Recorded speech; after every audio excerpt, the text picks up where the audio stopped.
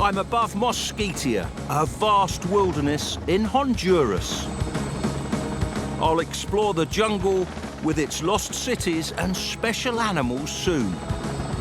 Honduras, a small Central American country the size of the US state of Virginia, is where I'll marvel at sabre wings and wine-throated hummingbirds, meet belligerent boas, and the legendary quetzal. On the world's second longest barrier reef, I'll swim with blue tangs and a hawksbill. I'll meet a memorable margay and the Honduran people of today. I'll also find out about Honduran civilizations of the past. This is Wild Honduras. Whoa!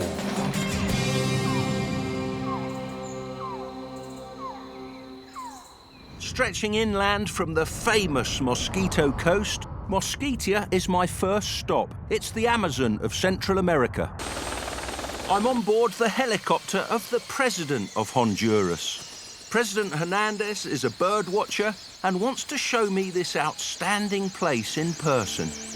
A 1,000-year-old lost city was discovered here in 2012. In the city of the Jaguar, an unknown civilization left a cache of precious objects, including animal sculptures. This archaeologically important site is also a hotspot for wildlife. President Hernandez introduces the survey team. Hopefully you can help us. Nice to meet you. Yeah. I'm Reyes. Andres, buenos dias. Hello there. Hey, Alexis. Nice to meet you. Hi. Travis. What do you study? I study jaguars. Welcome to the jungle. Thank you. Muchas gracias. Here we have 213 species of birds. And in the whole Honduran area, we are talking about more than 700. We know that there is a lot of species of snakes. Maybe you can help us to find the new ones. That would be a great honor to find a new species. Be careful. But you are trained for that. We're a long way from any hospital, so I will be very careful. So I'm searching for snakes by presidential decree. Soldiers stationed here to protect the archaeological sites and rainforest join us. They don't want to miss out on seeing me catch a snake. Travis will set camera traps, while the Honduran scientists take me to places where they've seen snakes in the past. The camera traps are placed along animal trails or crossing points. They'll be triggered by any movement, day or night. It will be nightfall soon, so we make our way back to camp. Great habitat. We've given it a pretty good go today, but no snakes. It's time for a unique box set. Travis, what are you finding out with your camera traps? Well, I'm finding some pretty interesting things right now. I mean, look at this jaguar. Here in La Mosquitia is probably the best reserve left for jaguars across the country. And look, I even have their main prey source, white-lipped peccary. I've seen them in Costa Rica, but they're quite rare in Honduras. Yes, they're the most endangered large mammal throughout Central America. It's good for tapirs here? Yeah, no, I'm seeing some great sign for tapirs. When you see all three of these guys, jaguars, tapir, and white-lipped peccary, you can't get much better forest than that. So this is a very special place. It's not for just Honduras, but for the entire world. Thanks, Travis. At dinner, the team tell me about finding a giant false coral snake over 1.5 meters long here. Only the second time it's been recorded in the north of Central America. I set off at dawn, imagining what it would feel like to find a new species of snake. Boa constrictor! Hey! This, oh dear me, this is a beauty. Oh, striking extremely fast.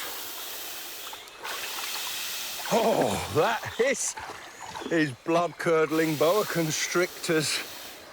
are renowned for being feisty, striking at his reflection in the camera. And inside that mouth, there are really sharp, recurved teeth. Boa constrictors catch small mammals and birds, lizards. One of the largest snakes in Central America. They can grow to be 5 meters long. This is a very dark one, beautiful markings along the tail. I didn't manage to find a new species, but this is quite spectacular. Constantly opening his mouth. Let's let him go now.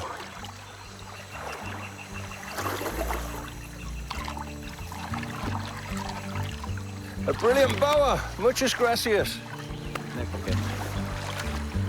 After my flying visit to Mosquitia, I head east to Rio Santiago Nature Resort, which is at the edge of Pico Bonito National Park.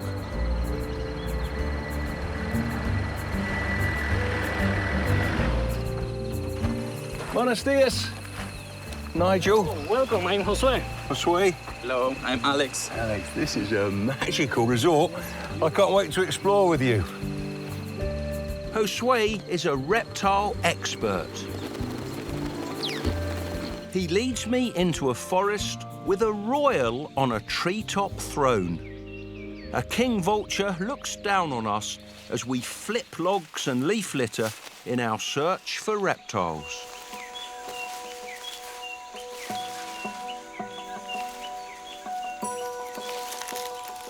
Nigel, snake. What do you got, Josue? Oh, wow! A Central American coral snake. This is one of your favourites, isn't it? Yes, I studied them. Wow. This colour variety, Josue thinks, could be a different species of coral snake. It's only found in this small region of Honduras. Member of the cobra family. Very toxic. Venom, if you're bitten by one and don't get hospital treatment, they can be deadly. But they're shy snakes. They really don't want to bite us. They feed on other snakes, small lizards. Sometimes they'll even eat the eggs of other reptiles. A very special Central American coral snake. Thanks, Josue. Shall we let him go now? Okay. Let me turn the log back. Yeah. Reptiles aren't just on the ground here. Some outstanding ones are up at head height or even higher. This is one of my favourite lizards. It is so beautiful. Called the helmeted iguana. They allow a close approach like this. They're very confident in their camouflage. They rarely go down to the ground. Females do to lay their eggs, but otherwise they spend their life up in the trees. They hunt large insects like cockroaches, small frogs and lizards. The terciopelo, a deadly pit viper, can be found here. But there's also a rarer imposter. Snake! What do you got? Wow, hey! Josue is on fire today at spotting snakes. This is a really rare one. It's called the false terciopelo. The markings are exactly like a terciopelo's. You can tell it's not a pit viper because it has round pupils. There's not a heat-seeking pit between the eye and the nostrils. This snake can inflict a painful bite. They've got fangs, got fangs at the back of their mouth, but it certainly isn't as dangerous as the bite from a terciopelo. Brilliantly done. This is so rare. Let's let her go. As the false terciopelo slithers away, I meet up with Alex, who's tracked down a cute and charismatic mother and baby. They are very close. I'm so glad you found them, Alex. This is so exciting. Nigel, come here. There are spectacled owl. Oh, yes. Thanks, Alex. There's a chick too.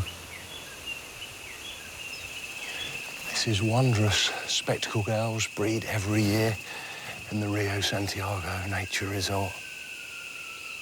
The chick leaves the nest after 5 or 6 weeks,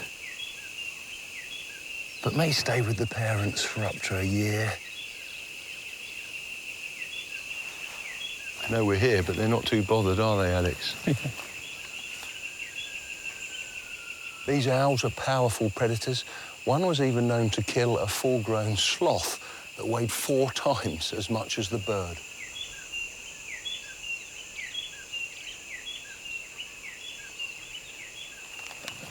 Great, one of the world's top owls. Thanks, Alex. You're welcome. Thank you. What a brilliant start. I don't often drink alcohol, but I just have to taste a beer that has a surprising connection to a local amphibian. Hey! Thank you very much.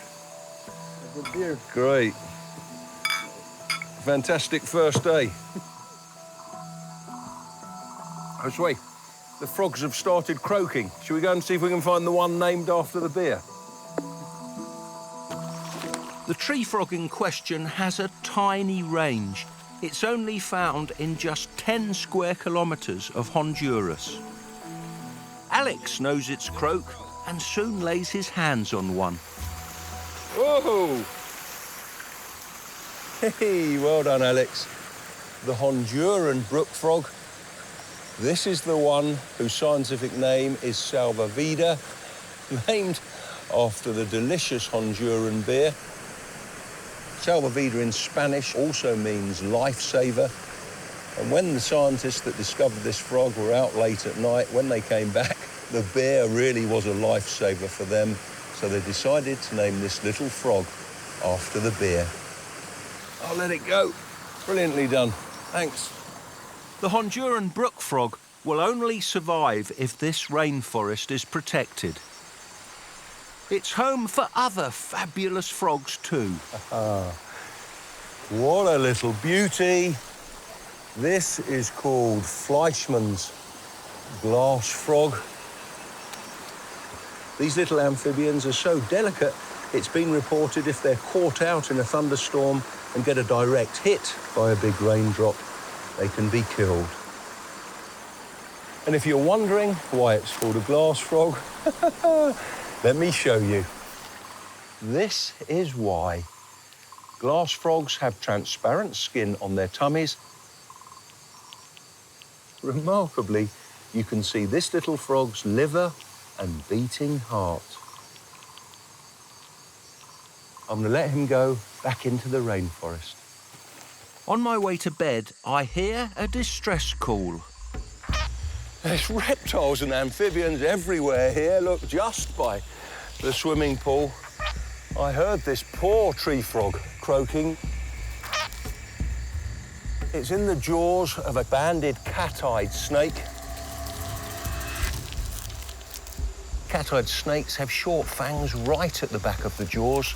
They've got mild venom. Doesn't seem to have had much effect on this frog. It's too difficult for the snake to swallow the tree frog this way round, so it's starting again from the frog's head.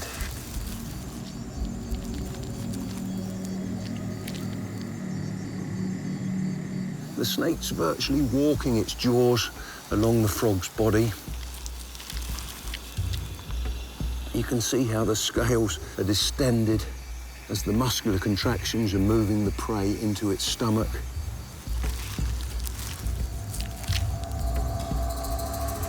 The cat-eyed snake took 15 minutes swallowing that tree frog. This really is wild Honduras.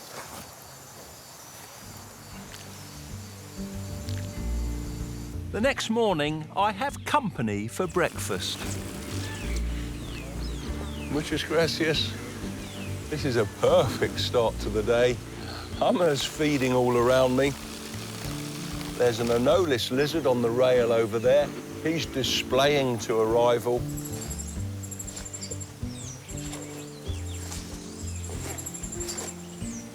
Baleadas, a traditional Honduran breakfast.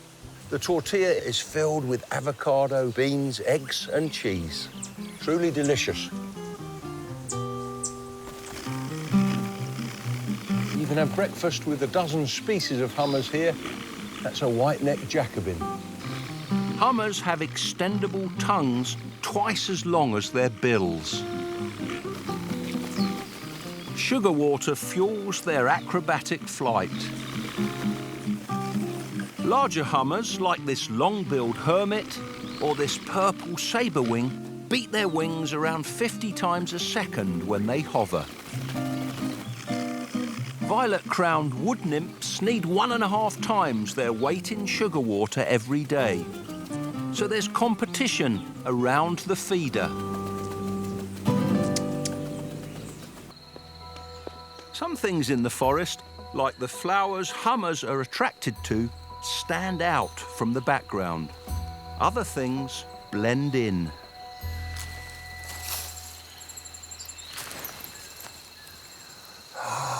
Look at this. You can see why they're so easy to step on. Perfect camouflage. This is a terciopelo. She's in strike position, warning me by vibrating that tail. Whoa! As you can see, you've got to be careful. This is a very dangerous snake, one of the most feared in Honduras.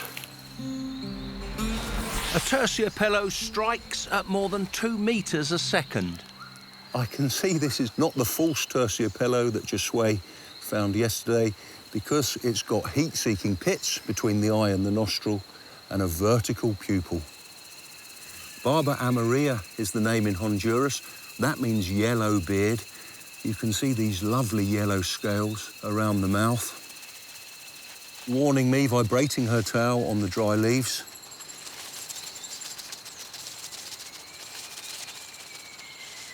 Let me see if I can lift this snake up. Sometimes terciopelos ride the hook perfectly. Sometimes they're very nervous. But this one is doing very well. They've got quite a toxic venom, but a bite from a terciopelo is rarely fatal. Oh, I don't want it to get too close to the end of the hook.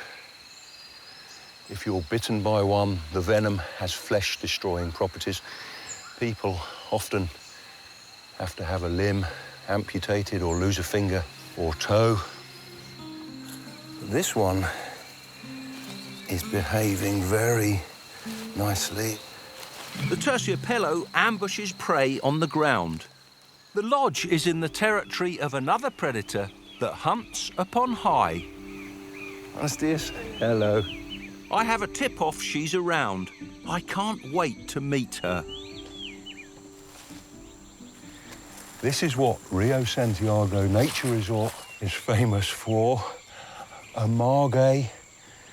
She's so relaxed around humans because she was orphaned, reared as a tiny kitten, then returned to the wild. She's 4 years old now, but still visits the lodge every 3 or 4 days.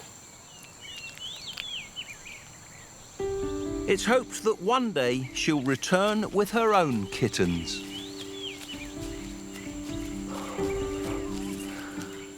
Wow, such a delicate cat.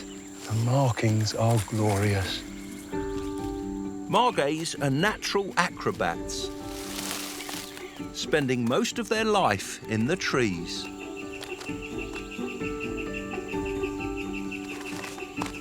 They can leap 4 meters in a single bound. These clever cats will mimic the calls of monkeys to lure them close enough to pounce on. Flexible ankles allow them to twist their paws through 180 degrees, so they can descend head first.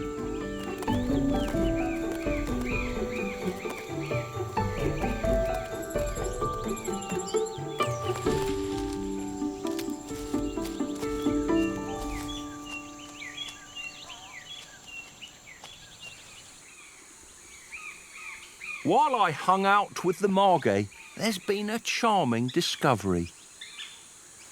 Look what Alex the guide has found now. They're a little smaller than the spectacled owls he showed me. Just here, a hummingbird's nest with 2 chicks inside. Alex has assured me that if I back off and stay still, I won't disturb the mother when she comes back to feed her babies.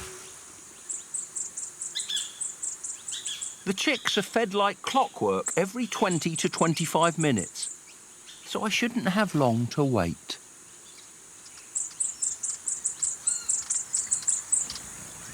Here she comes. It's a female rufous-tailed hummingbird. In Hummingbird Society, the females build the nest, incubate the eggs, and feed the babies.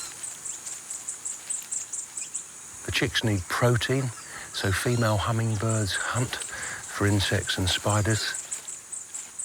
They can catch up to 2,000 every day. She'll have her work cut out until the chicks leave the nest, when they're 3 or 4 weeks old. That was delightful.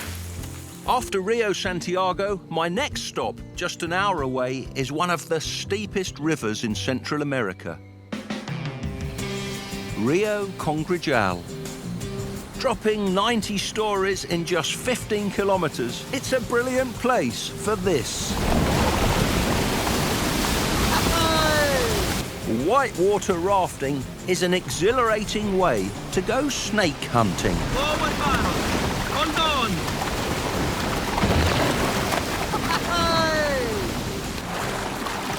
There's been reports of a massive black and gold serpent here. Great, adios. A la orden, mucho gusto. Muchas gracias. It probably hunts frogs in the pools between the riverbank and forest. There's the snake.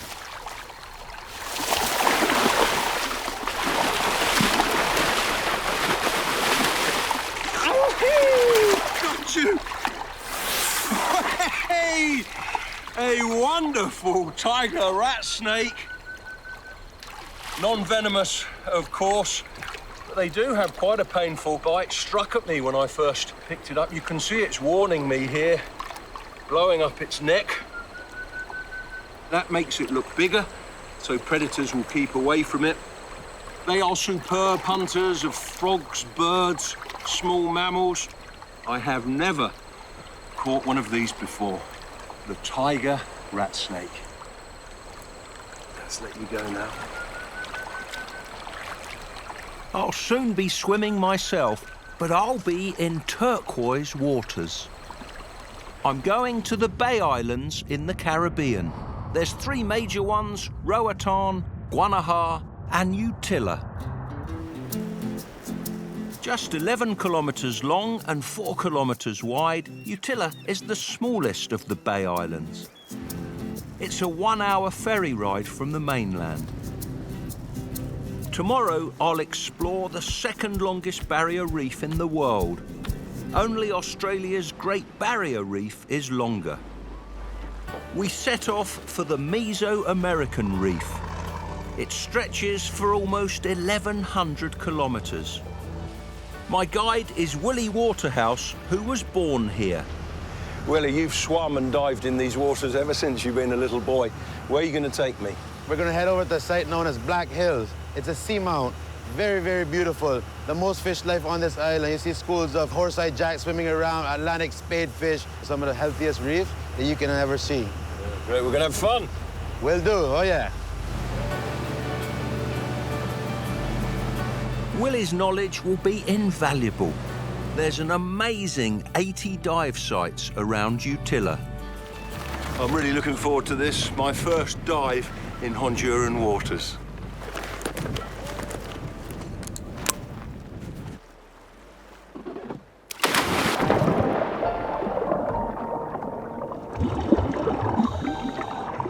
The reef is spectacular, with dazzling corals and fish. Just under the boat, I join up with a school of Atlantic blue tangs.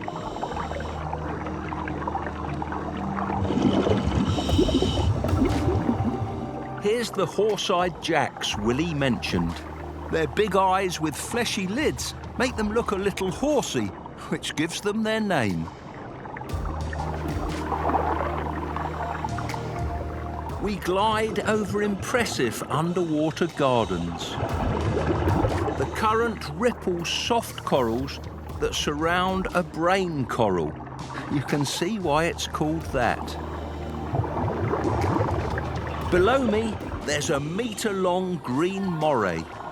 Cleaner gobies dare to pick off parasites and food scraps from between the eel's teeth. Up ahead, a hawksbill turtle graces us with her presence. These turtles keep the reef healthy by eating sponges that, left unchecked, would smother the corals. Hawksbills used to be killed for their beautiful shells. Thankfully, they're now fully protected. The turtle surfaces to breathe. I'm nearly out of air myself, but I've enough left to join up with Atlantic spadefish. These impressive predators grow over 1 metre long. They target jellyfish and shrimps in open water, sea squirts and worms on the reef. Thanks, Willie. You're welcome. Beautiful, what a reef that is. That was a great first dive. Thank you so much. We'll dive again tonight, but now for a meeting with an impressive group of reptiles, ctenosaurs.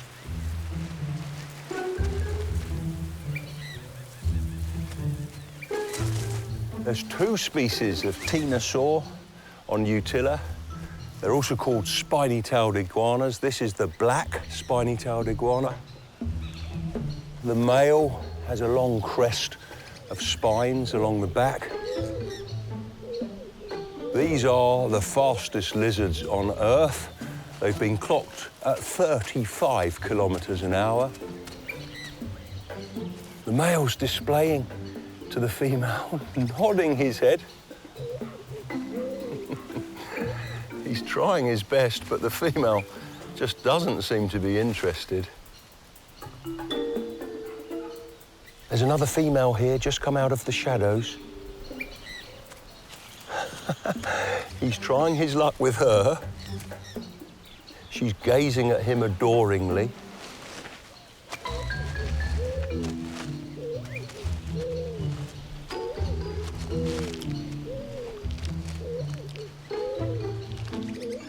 He's gently biting her on the scruff of the neck. I can see his teeth dragging her along. She must have been dragged about 2 meters. The original female that he failed with is just watching. She seems a bit irritated now. He's mating with the new female.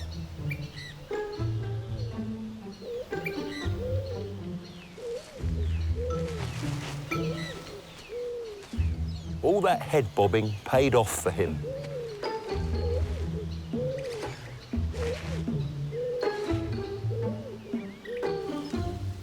When they're hatchlings, these lizards feed on insects, but as they grow older, they become mainly vegetarian. There's one just over there, swallowing a flower.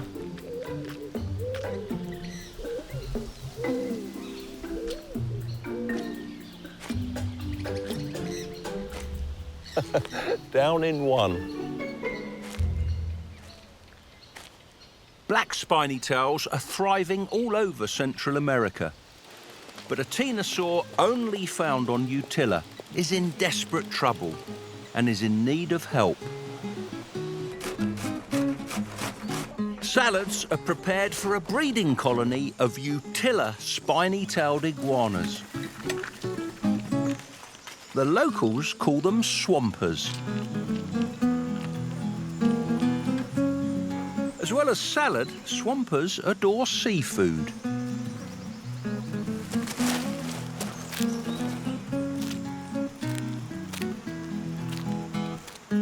Babies hatched here have less variety and only eat termites. They're grown on for release into the wild.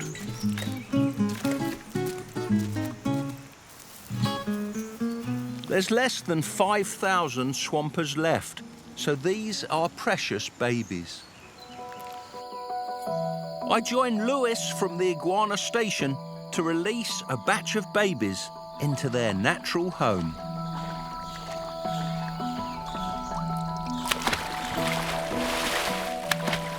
Very few lizards live entirely in mangroves. Swampers are one of them. There's a swamper.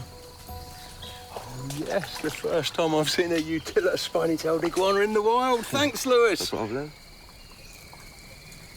There's another one, a male. Oh, yes. I can see the much longer spines along the back. The captive-bred youngsters should do well here. They're charming babies. You've given them a head start. You've fed them well. How long have you kept them? For 1 year, then we release them. They behave like wild lizards.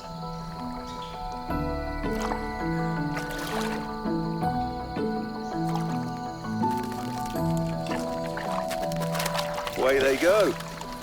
Good job, Lewis. You're doing great work. Thanks. If the mangroves are protected and people stop hunting them for meat, swampers have a bright future. At sunset, I'm with my dive buddy Willie Waterhouse, heading back out to the reef. Night dives are always thrilling. Under a cloak of darkness, many special reef dwellers are out and about.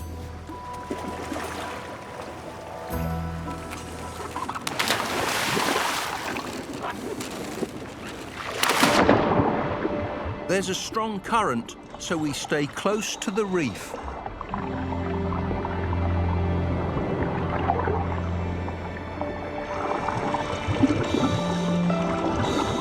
Our lights pick out something colourful. I move in for a closer look. It's a creature with undulating fins around its body, a 20-centimetre reef squid.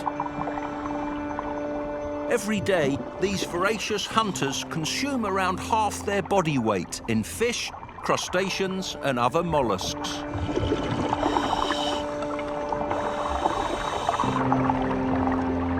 Weaker swimmers shelter from the strong current.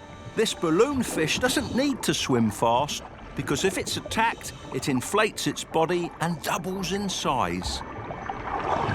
In the next crevice, there's another member of the pufferfish family, a long-spined porcupine fish. Willie has spotted some animals that are big business for Honduras, spiny lobsters. The country is the second largest producer in Central America. If they can outwit the fishermen, spiny lobsters can live for up to 20 years.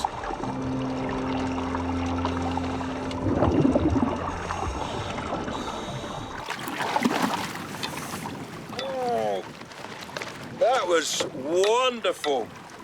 The reef comes alive with a different cast of creatures. At night, lovely spiny lobsters, a wondrous squid, and lots of beautiful pufferfish. That was a fabulous dive. The next morning, it's time to leave the beautiful island of Utila and return to the mainland. In central Honduras, there's a spectacular volcanic landscape encircling Lake Yojoa. The country's largest lake has a surface area of 79 square kilometres. To explore this watery world, I joined Katinka Domen from Beaks and Peaks, a company that shows wildlife to visitors in Honduras. That's a fork-tailed flycatcher. The lake has an average depth of 15 metres.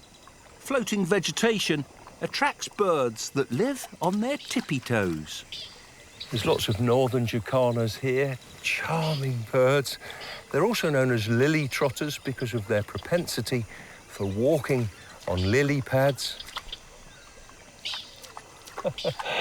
Preposterously long toes.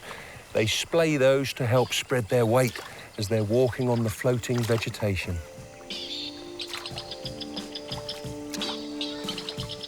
Jacanas are often out in the open, but there's a speciality here that usually lurks under cover. We position ourselves in a likely spot. Katinka will try to lure one into view by playing the call of a rival. The bird we hope to see is very territorial. Hopefully, he'll think there's an intruder in his territory and come to the edge of the vegetation.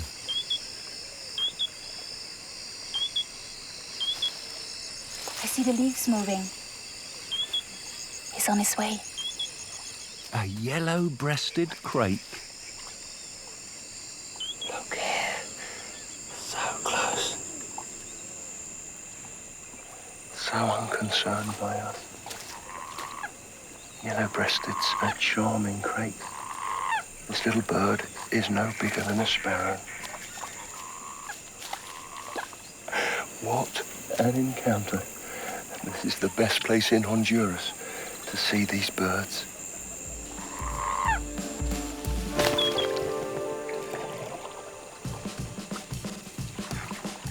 Our next stop is in Santa Barbara National Park, to the west of Lake Yojoa. We begin our trek near the village of El Cedral and climb up to 1,800 metres. We're in search of a creature that the ancient Maya people associated with their feathered serpent god.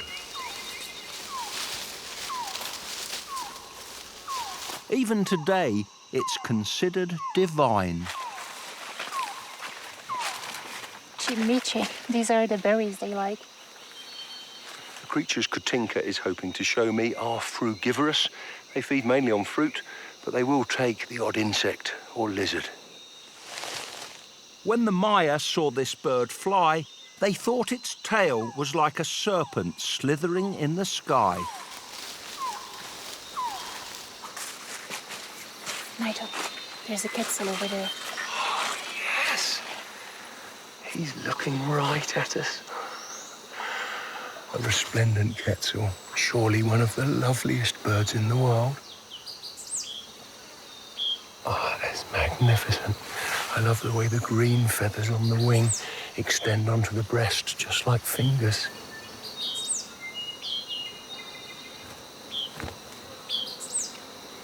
He's sitting on a branch with his mate. She's a striking bird too, but has a grey head and bill and doesn't have the long tail feathers. I can actually see the nest. It's like a big woodpecker hole. The female will lay 2 blue. The male's gone to the nest. What an amazing view.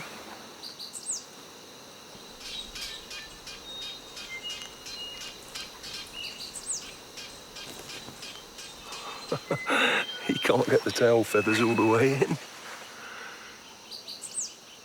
Have a look through the scope. Oh, thank you.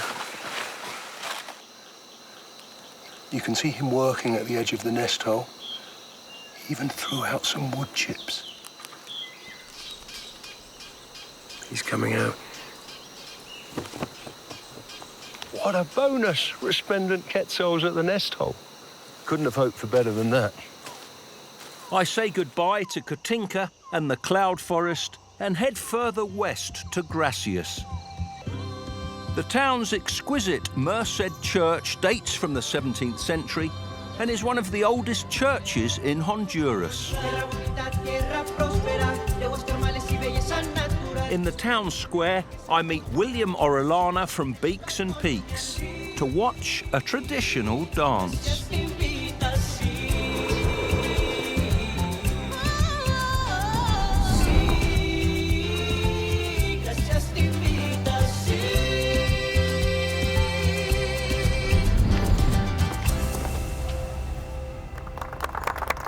Guanasco dance symbolises friendship between neighbouring communities.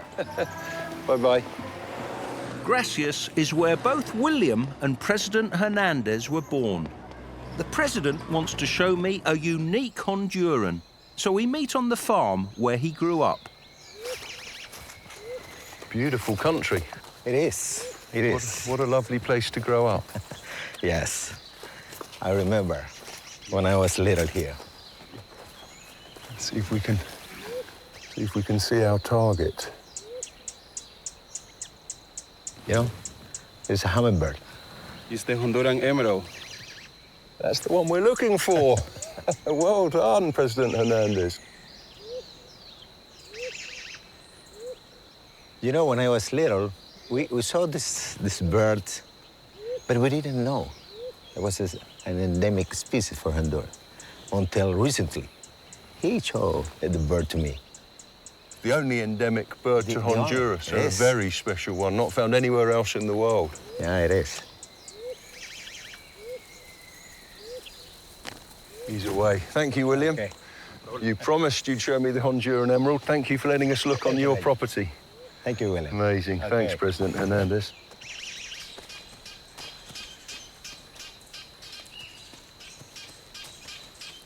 There's a snake. Hey! Did you know these were on your property, President? Look at this. It's a brown vine snake. It's warning you. It is.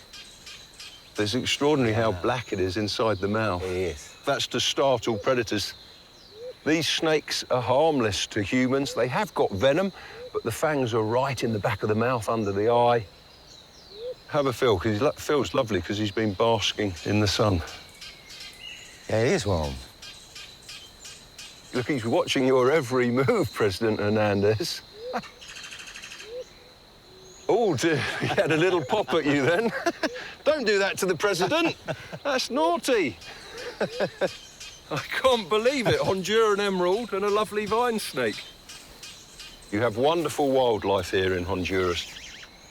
I've certainly enjoyed this brown vine snake. Thank you. That was a great morning, wasn't it?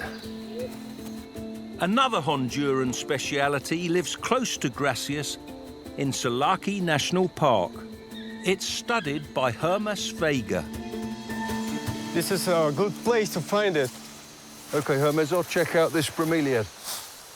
The animal we're looking for hides out in bromeliads to stay moist and avoid predators. Nigel, I found one. Let's have a look. Oh, beautiful. They're tiny, aren't they? A Sarapiqui mushroom-tongued salamander, a charming amphibian.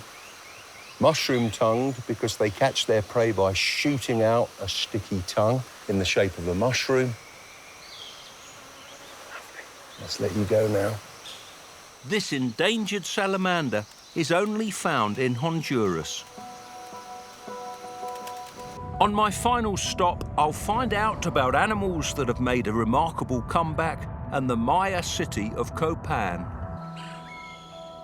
I stay in the forested hills above the archaeological site at the charming Hacienda San Lucas. Gracias. Adios. After a cup of coffee, I travel back some 1600 years to when the Maya ruled. Copán has great temples, palaces and plazas. In the ball court, good and evil were represented in a ceremonial game. Considered the Paris of the Maya, Copán has many ornate sculptures. This is Powhatan, a Mayan god who held up the earth. I've been given special permission to go under the earth to visit an exquisite carving that few people have ever seen before. This is truly breathtaking. A beautiful and intricate carving that's around 1,600 years old. It celebrates the first ruler of Copán, King Jashkukmo. These birds were his symbols. There's a quetzal here, you can see the feathers of the wing. And here, this is the head of a scarlet macaw, a bird that was really important to the Mayans. Sadly, these magnificent parrots disappeared from the Copán Valley for hundreds of years until a plan was hatched. The plan was carried out close to Copán at Macaw Mountain. It's a place where you can get really close to toucans. This is a kill build, one of the most spectacular birds in Honduras.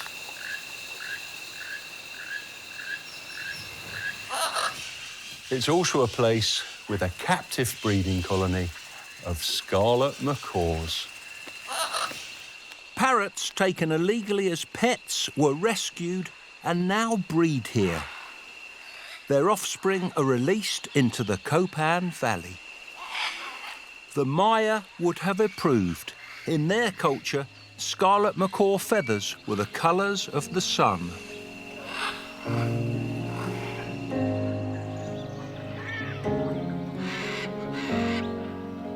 Thanks to the work of Macaw Mountain, these awe-inspiring parrots once again welcome the sunrise in Copán.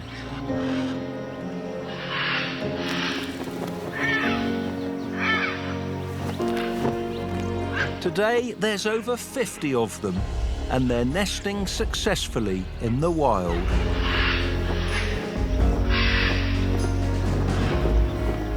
It's hoped that one day scarlet macaws, the national bird of Honduras, will be re-established all over the country. They are magnificent. As I've seen on my travels around the country, scarlet macaws, wow, they are just one of many natural wonders in Honduras. As long as there's unspoilt rainforests and reefs, rivers and mountains, people will come here just like me to experience wild Honduras.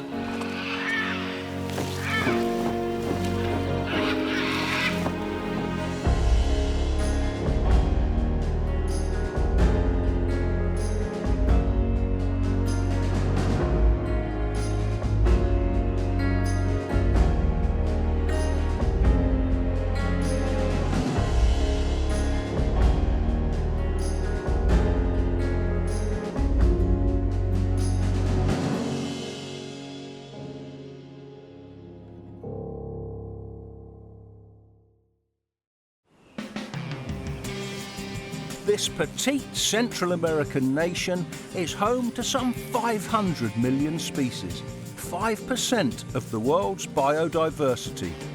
I'm on a pristine Pacific beach with stunning scarlet macaws.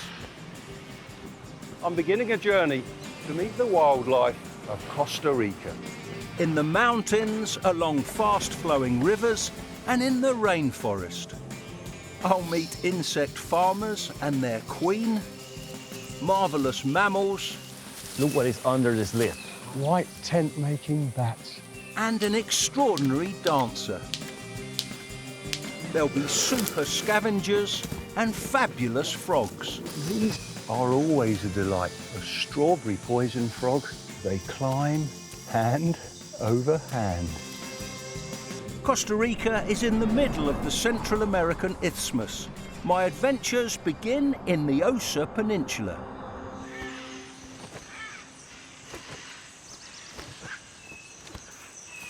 Lovely scarlet macaws are a symbol of the Osa. It has the largest population in Costa Rica. There are over 1,200 here. After nesting in the rainforest, hundreds of scarlet macaws come down to the beach because they love these, the fruit of beach almond trees. You can see some here that they've torn apart. There's a pair feeding just over there. With their powerful beaks, they rip the fibrous shells, pulling out the nut with their tongues. Scarlet macaws can live for over 50 years and pair for life. Anyone together for as long as that will have the occasional domestic.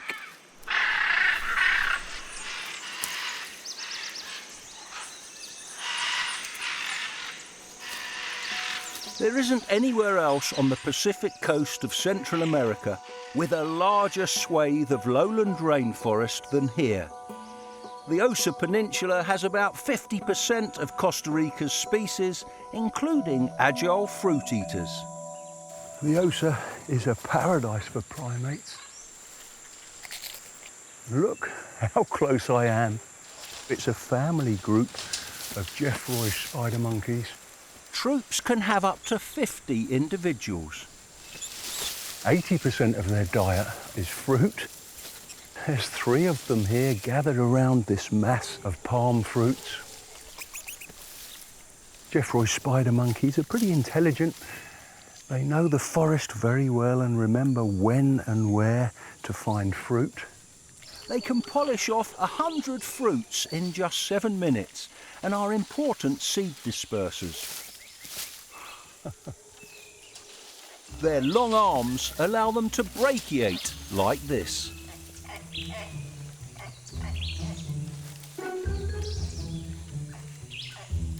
Before a siesta, one monkey has to scratch the mother of all itches.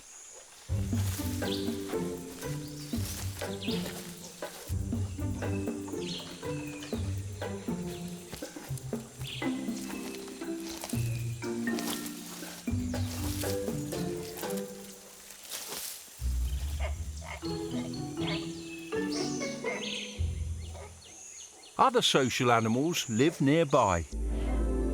To meet them, I join Javier Mendoza, a naturalist from the Playa Cativo Lodge. We're on the Golfo Dulce, one of only 4 tropical fjord-like bays in the world. Oh, Javier, the Golfo Dulce is fabulous, isn't it? Beautiful. As are the dolphins here. Allá están, delfines! Here, look. This is wonderful. The Golfo Dulce is the best place in Costa Rica to see Pacific spotted dolphins. Great turn of speed. They can go at 27 kilometers an hour. Pacific spotteds are a beautiful species of dolphin. White spots on the grey saddle, dark spots on the white tummy. There's mothers and calves here. A female Pacific spotted has a baby every 2 or 3 years. She's pregnant for 11.5 months. We are surrounded by spotted dolphins. In the Golfo Dulce, they can gather in groups of up to 100. Hey! They are really showing off now. Very acrobatic.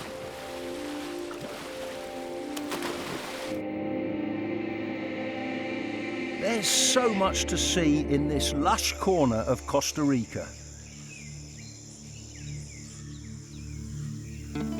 La Tarde is a reserve with over 30 species of snake. I leave at dusk with Eduardo, the owner.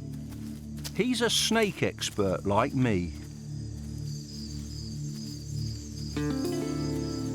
Oh, Eduardo. What a wonderful tree. Okay, nos vemos. Good luck. Okay. Eduardo will search nearby while I track down a snake that hunts in the vicinity of this majestic strangler fig. Strangler figs provide fruits and homes for a multitude of animals. A couple of nights ago, Eduardo found a pit viper just around here. There's the pit viper, moving beautifully. This is a Costa Rican classic, an eyelash pit viper. It's an adult female. They can climb very well, so she's using her tail to hang on to the vegetation. Snake lovers call this variety the Christmas tree because of these festive markings, green and red. This is the commonest form on the Pacific coast. The scales above the eyes that look like eyelashes give these snakes their name. Venomous, of course, but they're not aggressive. They'll only bite in self-defense. Called a pit viper because of these heat-seeking pits between the eye and the nostril. They can detect prey and predators in pitch darkness. They've got prehensile tails. Look at the way she's curling her tail around my finger. Oh, got to be careful there. She was probably moving between ambush sites. They can spend 2 or 3 days waiting for prey. And she'll go and find a new place to lurk in wait for a lizard, a small mammal, or a bird.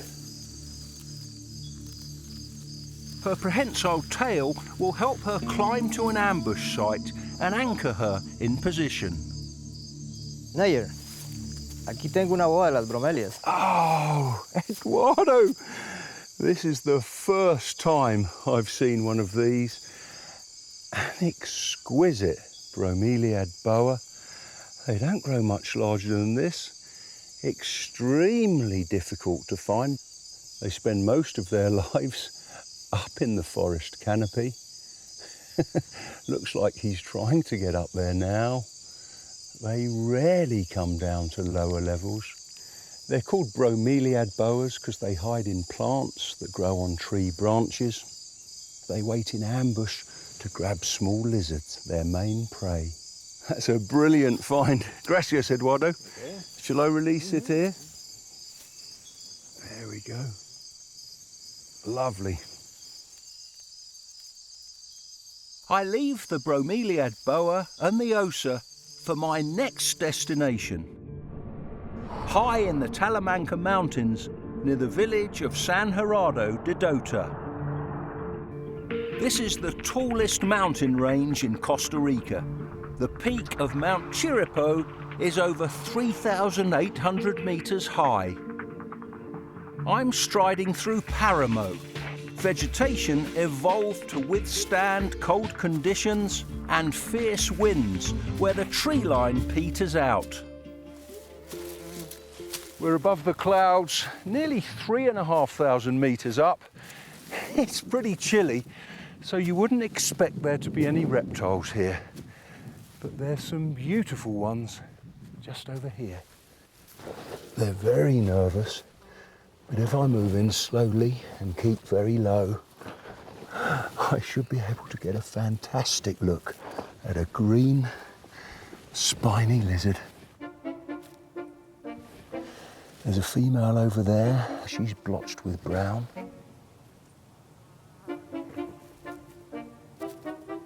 He's bobbing his head at the female. He's running towards her. He's displaying his blue throat pouch. She's biting him.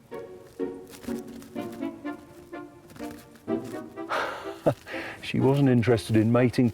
Perhaps she's already pregnant. It's so cool up here, they can't rely on the sun to incubate eggs. So the female's like a mobile incubator. She basks in the sun to keep the embryos inside her warm and then gives birth to a litter of 6 to 12 tiny babies. At mid-elevations, the Talamanca mountains are cloaked in cloud forest. To meet the creatures that live here, my base is Trogon Lodge.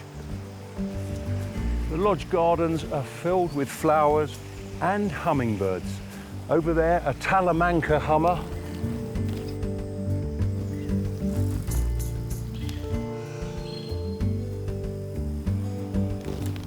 It's named after the mountain range I'm exploring now. At this altitude, there's other iridescent hummingbirds. They set the flower beds on fire. This is a fiery-throated hummingbird.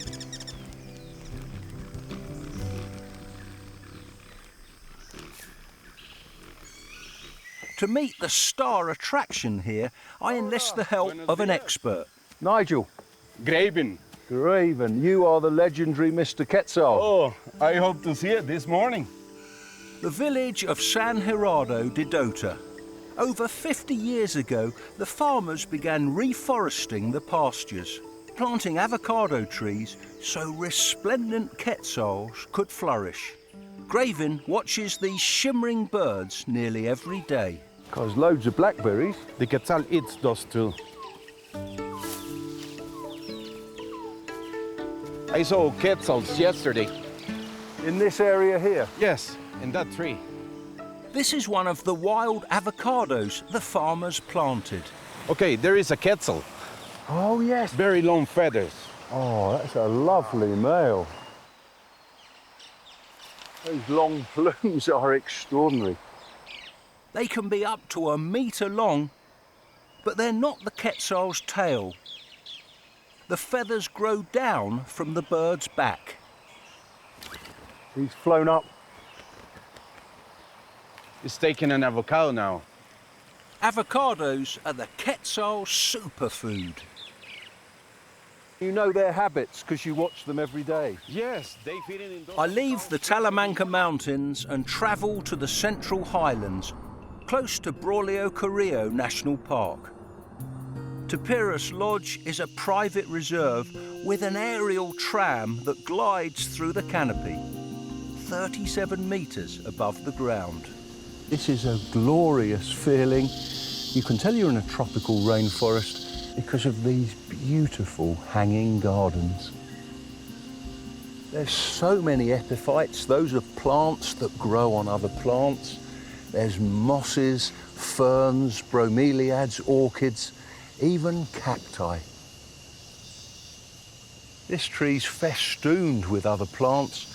Epiphytes aren't parasites, though. They just use the trees for support to get them into the sunniest spots for photosynthesis. There's a big bromeliad coming up. Bromeliads are members of the pineapple family. Many of them have leaves arranged in overlapping rosettes so they can trap water. Some of them hold up to 2 gallons.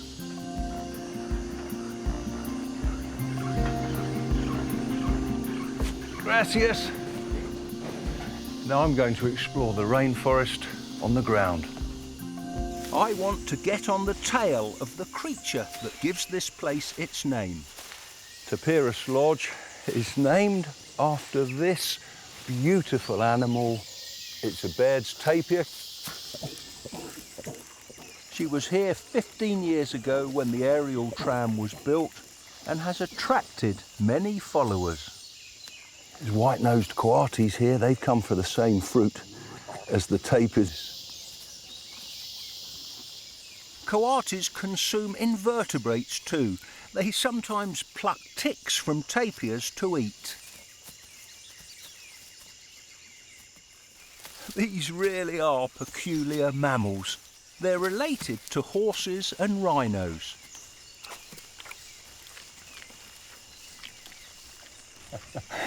Tapirs spend a lot of time doing this. She's using her long nose to bring leaves to her mouth. A scientist who watched one in Costa Rica found that they feed for 70% of their waking hours.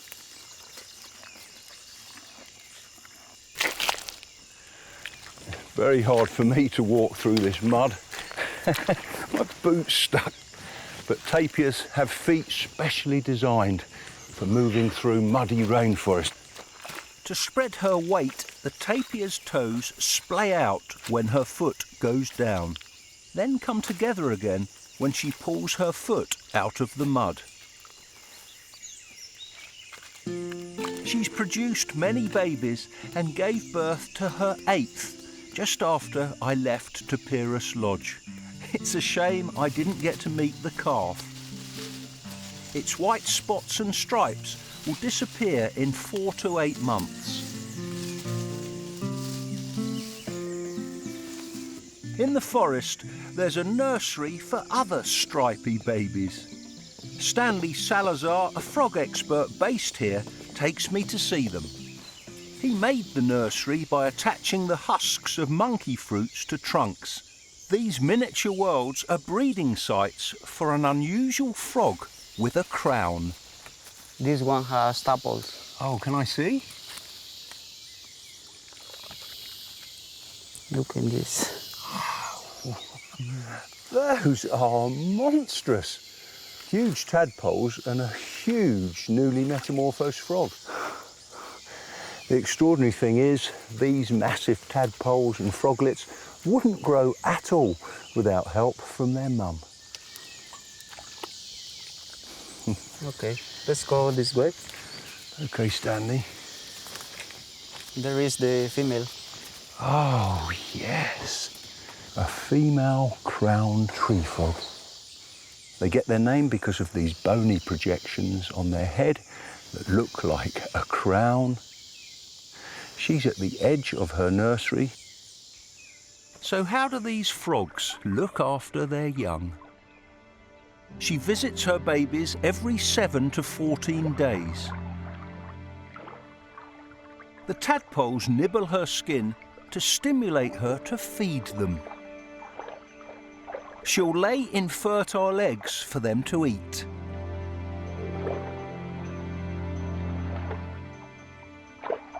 Inside the tummies of these tadpoles, you can see the eggs from their last meal.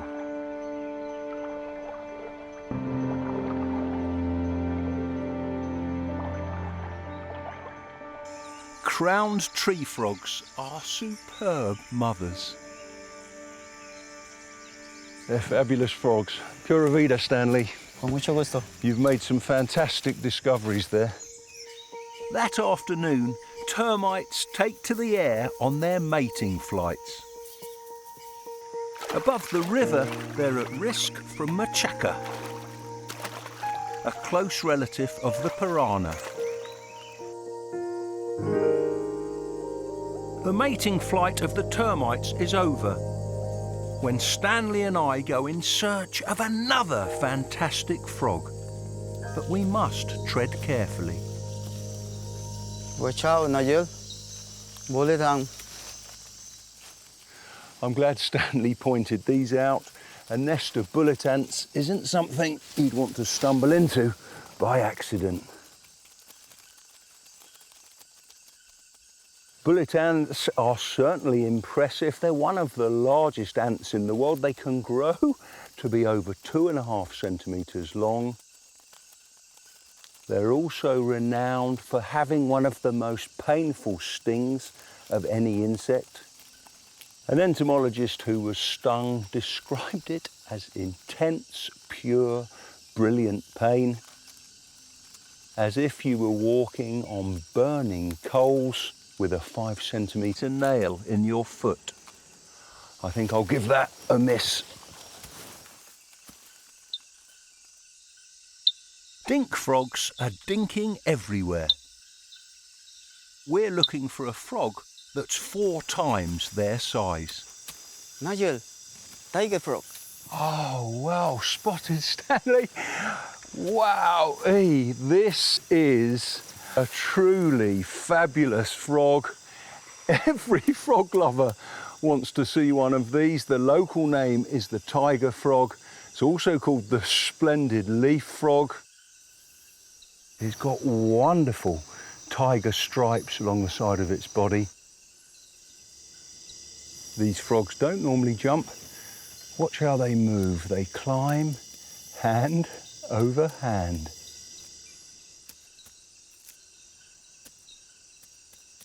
That's a wonderful movement. Thank you so much, Stanley. You're welcome, Nigel. It's a frog I've always wanted to see. Lovely. Serenaded by frogs, I sleep well and wake early. But I'm not up with the lark. Larks aren't found in Central America. I'm up with the blue morpho instead.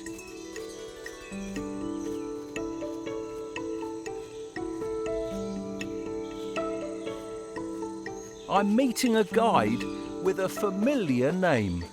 Nigel. Marvin. I don't believe it. I'm Nigel Marven. You're Marvin. Absolutely. In that case, welcome, Nigel Marven. Thank you very much. You're going to show me some very special animals. For sure. Please come with me. Thank you. Marvin is keen to show me some well-camouflaged tree huggers. You're keeping me on tenterhooks. That's Where idea. are they? Yes. It is right up there. Great put two in its cheek. The baby is adorable. When they roost by day, great potus usually sit in plain sight. They rely on their camouflage to look like a broken bough. They usually sit crosswise across the branch, just like this one. They're big birds, 51 centimetres or so. They hunt at night, sitting on a perch, sallying forth for large insects. Sometimes they even catch bats.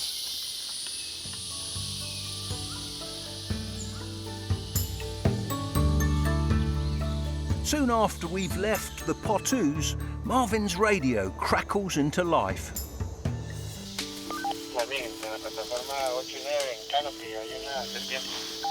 Nigel, somebody found a snake by the zip line. Right, should we try to see it? Of course, let's try. This is a fun and quick way to get to the snake. Whoa! On a zip line that's 70 metres above the ground and 700 metres long. Way! Well Thanks, done. Marvin. You're welcome. What a ride Good that job. was. It is beautiful. I hope the snake's still there. Probably. Look, an eyelash pit viper right there. Oh, there it is. Brilliant. This is the same species I found on that giant strangler fig in the Osa Peninsula, an eyelash pit viper. But there I saw the Christmas tree variety. This yellow form is called the oripel. Beautiful golden scales. The venom is quite toxic, but they rarely cause fatalities if they bite humans. The guides at Tapirus Lodge are always looking out for these. Every visitor wants to see an eyelash viper because they are gorgeous. Waiting to ambush prey is a common strategy in the rainforest. This leaf-like mantis will snatch any smaller insects that come within range. Marvin, there's a leafcutter colony there. I'll go and see them. Okay, see you. Leaf-cutting ants are found all over Central America. I find them mesmerising. They can lift loads 3 times their weight, and their technique for cutting leaves is pretty neat too.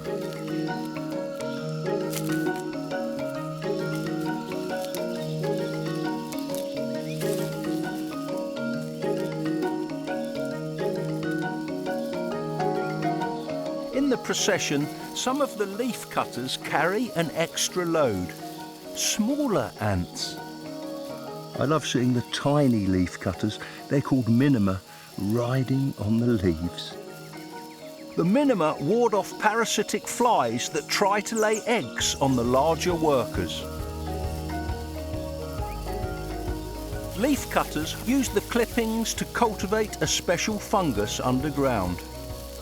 To see their fungal gardens, I visit Aguas Bravas, where Leo Guerrero has leaf cutters in captivity. Here's the fungal garden. Wow, I never thought I'd see this. The cut leaves are a fertiliser for the fungus, which workers feed to the growing larvae.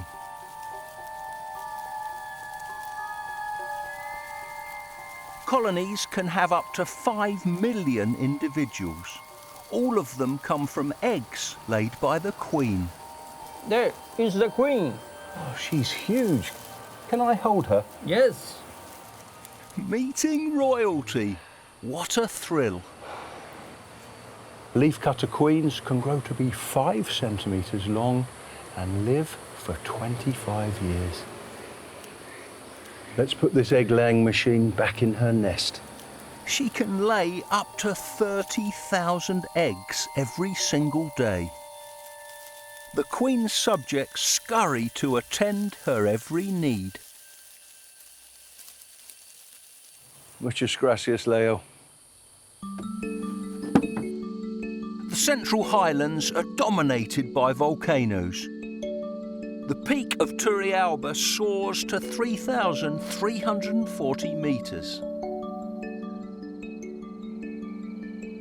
The volcano is in plain view from my next destination, Rancho Naturalista.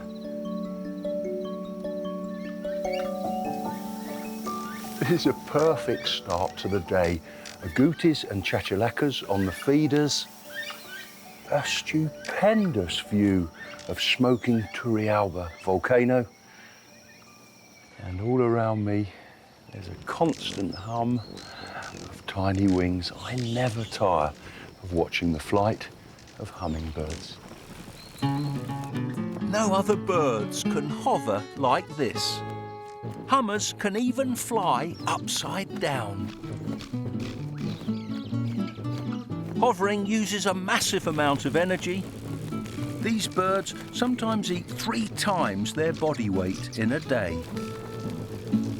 Some hummingbirds never visit feeders. To meet the creme de la creme of Rancho's hummingbirds, you have to search these banks of verbena in the gardens. There's one of them now, a male snowcap. Just 6 centimetres long and weighing 2.5 grams, he's barely the size of my thumb. Snowcaps are so tiny, one of my favourite Costa Rican hummingbirds.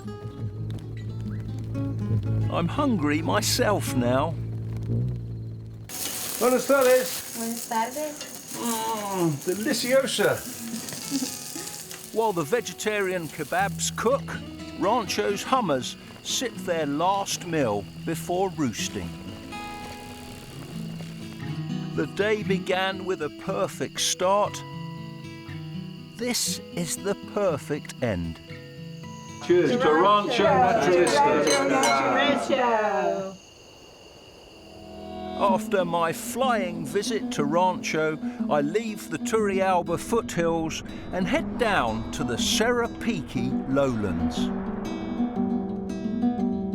In the 1980s, this pristine rainforest was in danger. Giovanni Holbrook saved it from being logged and built Selva Verde Lodge. I visit in July, in the rainy season, a good time for wildlife. You don't have to go too far to see it. There's rarities just under here. There they are. This is the only place in Costa Rica you can see them. Thumbless bats. Their story is an interesting one. A colony was found in a hollow log close to here in the 1970s, and they weren't seen in Costa Rica again until 2014, when this colony was found under this bungalow. Thumbless bats do have thumbs, but they don't have a claw on them. The thumbs are often hidden in the wing membranes, which makes them difficult to see and gives the bats their name. Those thumbless bats were a real treat. Now I hope to see a dancer. But before I reach the dance floor, there's something toxic. I must stop to look at this. It's a living jewel. These are always a delight to visitors here, a strawberry poison frog. The variety at Selva Verde Lodge has blue legs, so they're nicknamed blue jeans frogs. The frog's bright colours warn predators it has a poisonous skin. This female is transporting her tadpoles to a water-filled bromeliad, so they'll grow up in a private pool. Listen, it sounds like firecrackers going off, but the noise is made by a very special dancer. A white-collared mannequin. First, he must clear the dance floor. Now he can begin.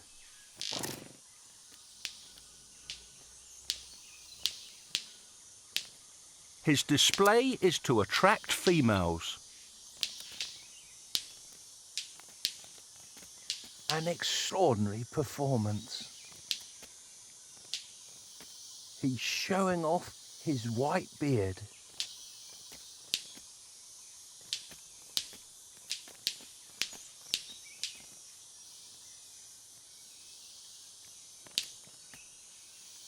That was a high-energy performance. He's having a well-earned rest.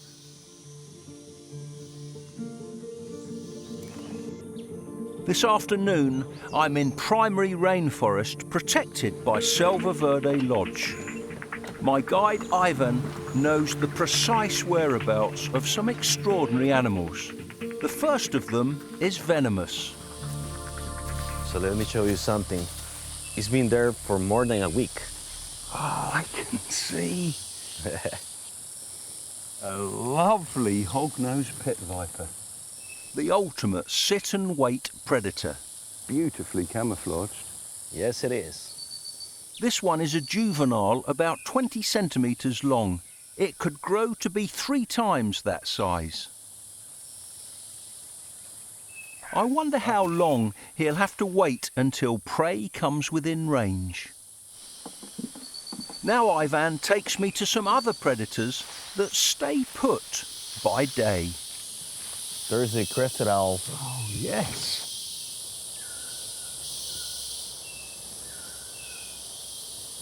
They seem to like this area. We saw it here a few times before. They're spectacular owls with these fabulous feathery eyebrows that look like crests. Oh, man, I can see the chick just to the right of the adults. Lovely white feathers. Crested owls will eat small mammals and frogs, but large insects are their main prey. Thank you. What a fabulous family. Brilliant. It is. Even whiter animals are next on Ivan's to-show list. What's this magnificent tree? Well, here in Costa Rica it's known as a sura or guayabón. Guayabón. Ivan seems to know every leaf here. Look what is under this leaf. Oh, wow. White tent-making bats. These little bats work together, nibbling along the midrib of the leaf so parts of it collapse to form a perfect tent. White tent-making bats are fruit eaters. They particularly relish a kind of forest fig. I'm astonished at how they can stay so white and clean. You'd think eating figs they'd be spattered with juice. I can't even eat a bowl of soup without spilling it down my shirt. It's starting to rain now, but they've got a perfect shelter.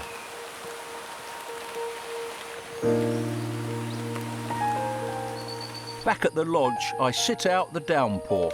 Costa Rica's quite a small country, but it boasts 210 species of amphibian, including 147 kinds of frog and nearly 250 kinds of reptile.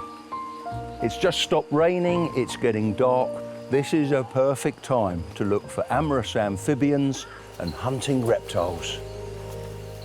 The ponds in the gardens attract famous frogs. Even though they're widespread in Central America, I associate them with Costa Rica, perhaps because I saw them here first. There's one just up there, a red-eyed tree frog. He's waiting for females coming down to the pond. Other frogs have already had success. This male has found a female. He's riding on her back. They'll stay together like that in amplexus for the whole of the night. They'll find a leaf overhanging the pond. She'll lay her eggs and he'll fertilise them. When the tadpoles hatch, they'll wriggle out of the jelly and drop into the water below. I wonder what else is out and about. There's a snake. I've seen this one in the book. They climb in low bushes and trees, a harmless species, the clouded snail eater. It specialises in swallowing slimy and gooey prey. They hunt slugs and snails. They can even winkle a snail right out of its shell. This is a pretty good sized one. They grow to about 85 centimetres or so. Extremely good climbers, so let's let him continue on his hunt. Thank goodness the Holbrook family protect this rainforest and its extraordinary wildlife. I leave Selva Verde Lodge for another stop on the Caribbean side of Costa Rica, near the town of Boca Tapada. There's some fabulous lowland rainforest here too. Nestled in a clearing lies Laguna del Lagarto Lodge. Famous for an exclusive restaurant that attracts hundreds of superb scavengers.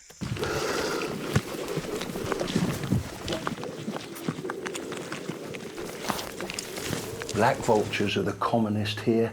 They've got an acute sense of smell. They can home in on a carcass from over 2 kilometres away. The black vultures bolt down their meat.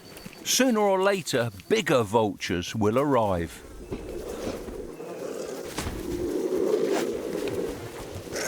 There, the first king vulture. Such a spectacular bird. There's another one just come in, landed on the branch behind the feeding frenzy. They've got a 2-metre wingspan. And these brilliant colours on their heads. I saw these in the picture books when I was a little boy. This is the first time I've had a close look at them. These vultures have a formidable beak for tearing hide and skin to open up carcasses.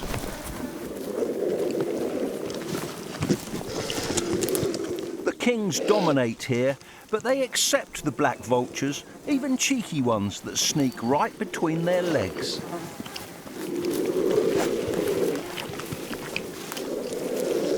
There's a young king vulture here. Even though he's got black plumage, you can see how much larger he is than the black vultures.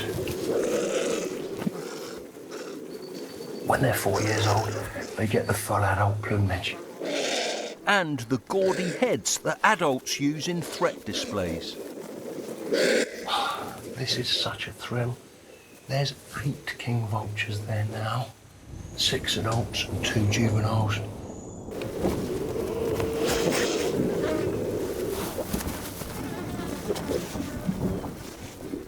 This is phenomenal. You rarely see more than 2 adult king vultures together. But the gathering didn't last as long as I hoped it would.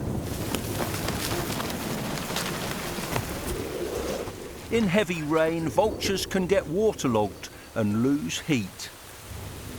That was truly spectacular. But the rain stopped the show. Once it started, most of the vultures flew away.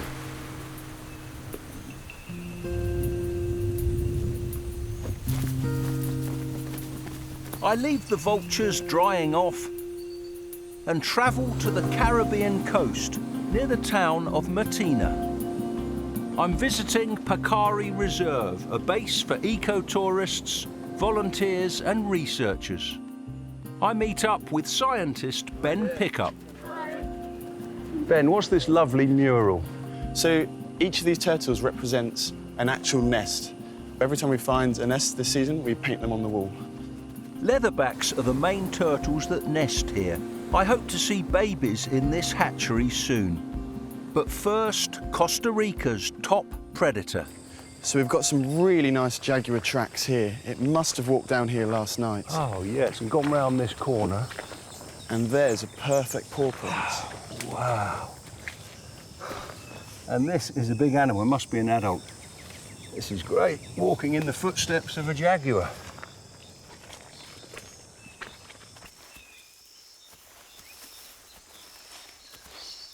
Ben, look! Beautiful, a lovely white-lipped mud turtle.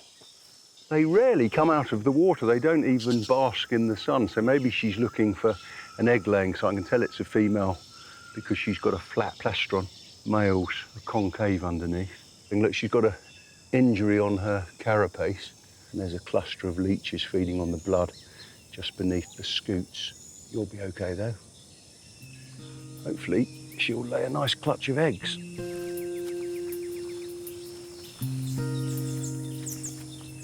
Ben tells me there's a photo booth for jaguars and other cats up ahead. So this is our camera trap here. Okay, and then what's this? That there is the scent station.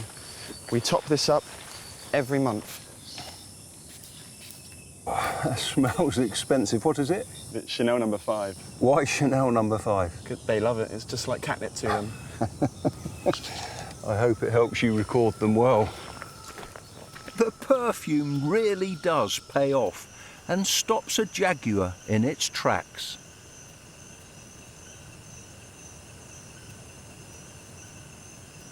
Although an ocelot takes the scent in its stride. I leave Ben for a passion project of my own. There's something in the swamp I just can't miss. This is such a thrill. Rio Reserve is home to some rare, ravishing birds. Agami herons. There's one preening there. They are the most beautiful of herons. A confection of feathers. There's grey cowl on their head. Chestnut feathers on the body. This delicate filigree of silvery feathers on the neck. And sometimes the skin beneath the beak flushes red.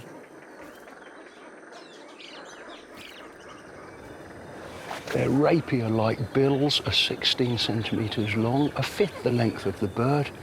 They seize frogs and fish with them in typical heron fashion.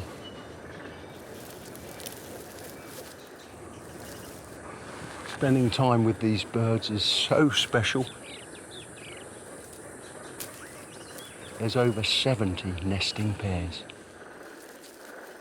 The agamis are close to the beach where this season 293 leatherback turtles hauled out to nest.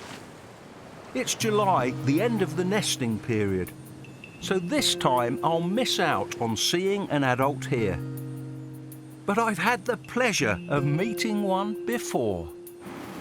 They really are extraordinary.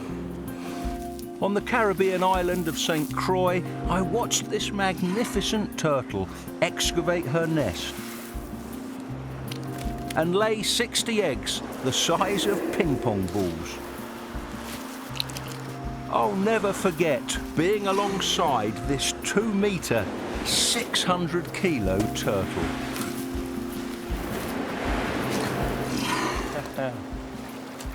What a wonderful privilege this has been. Now at Pocari Reserve, I will see leatherback babies for the first time. All the eggs laid here are protected in this hatchery until the babies break out.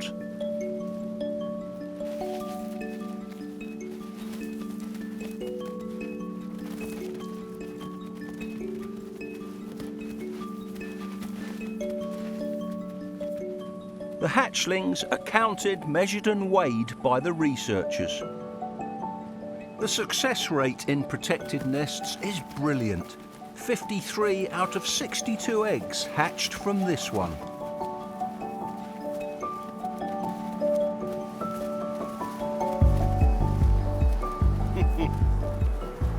Watching baby leatherbacks rowing down the beach towards the Caribbean is just one of many wildlife highlights I've witnessed in Costa Rica.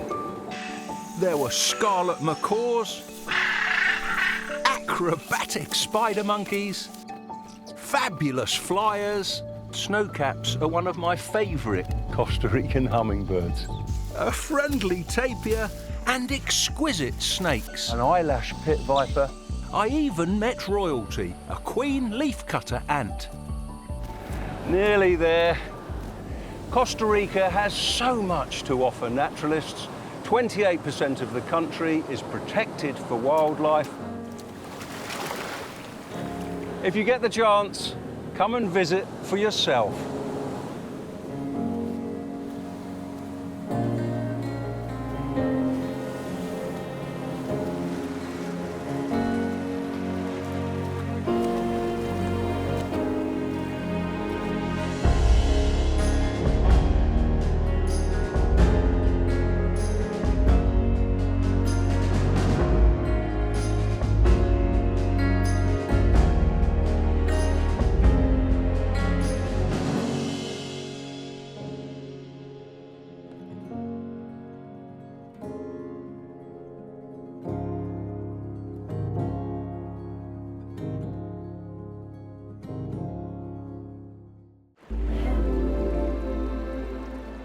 Volcanoes tower above a lake that's 240 metres deep, the deepest in Central America.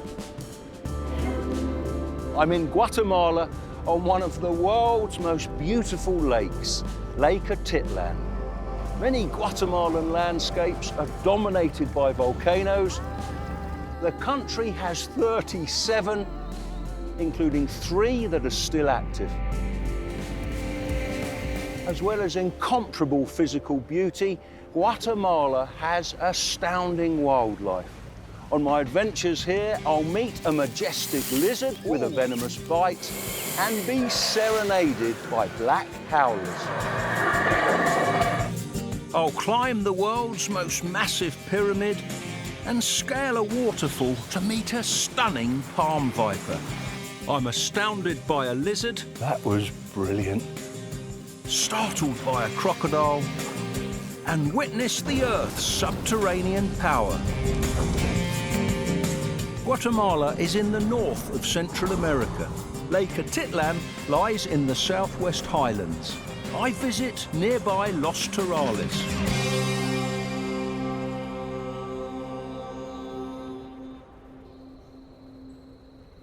Owned by the Burge family for over 80 years, Los Turrialba is a coffee farm and private nature reserve. Many traditional practices are preserved here. It's the only coffee farm in Guatemala that still has a working steam engine.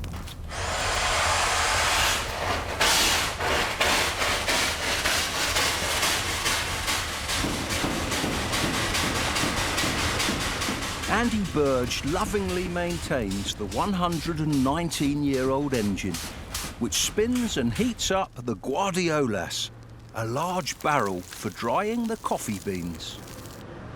Los Turrialba coffee has been shipped all over the world. I have a cup in the garden. The coffee here is sublime, and the number of birds on the feeders extraordinary. Los Turrialba is managed for conservation. The big trees have been left standing. The young coffee plants are shaded by native trees, and that means an abundance of birds. There's orioles and white-bellied chachalacas. Today, a golden-fronted woodpecker is a banana pecker instead. The king of the feeders, a lessons motmot. He fiercely takes on all comers and sees off an oriole. The yellow-throated euphonias are charming. Baltimore orioles nest in the US and spend the winter here. Orioles squabbling over the fruit. An adult Baltimore bullies the browner juveniles.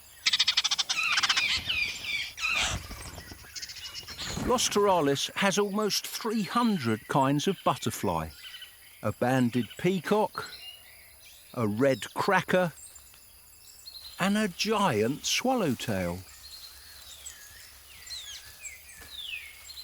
There's a motmot on the feeder and an agouti beneath it. These relatives of guinea pigs are very confiding here.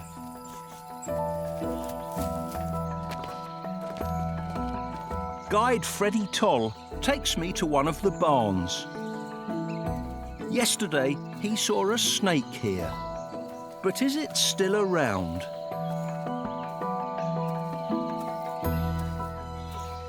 Freddie, there it is. Got him. This is what we were hoping to see. Oh, dear me. An indigo snake. Sumbadora is the name in Guatemala. That means speedy snake. Some of the local people believe they can move faster than a person can run. They can even whip you with their tails. And nearly everyone believes that they're venomous. Of course, it's a harmless snake.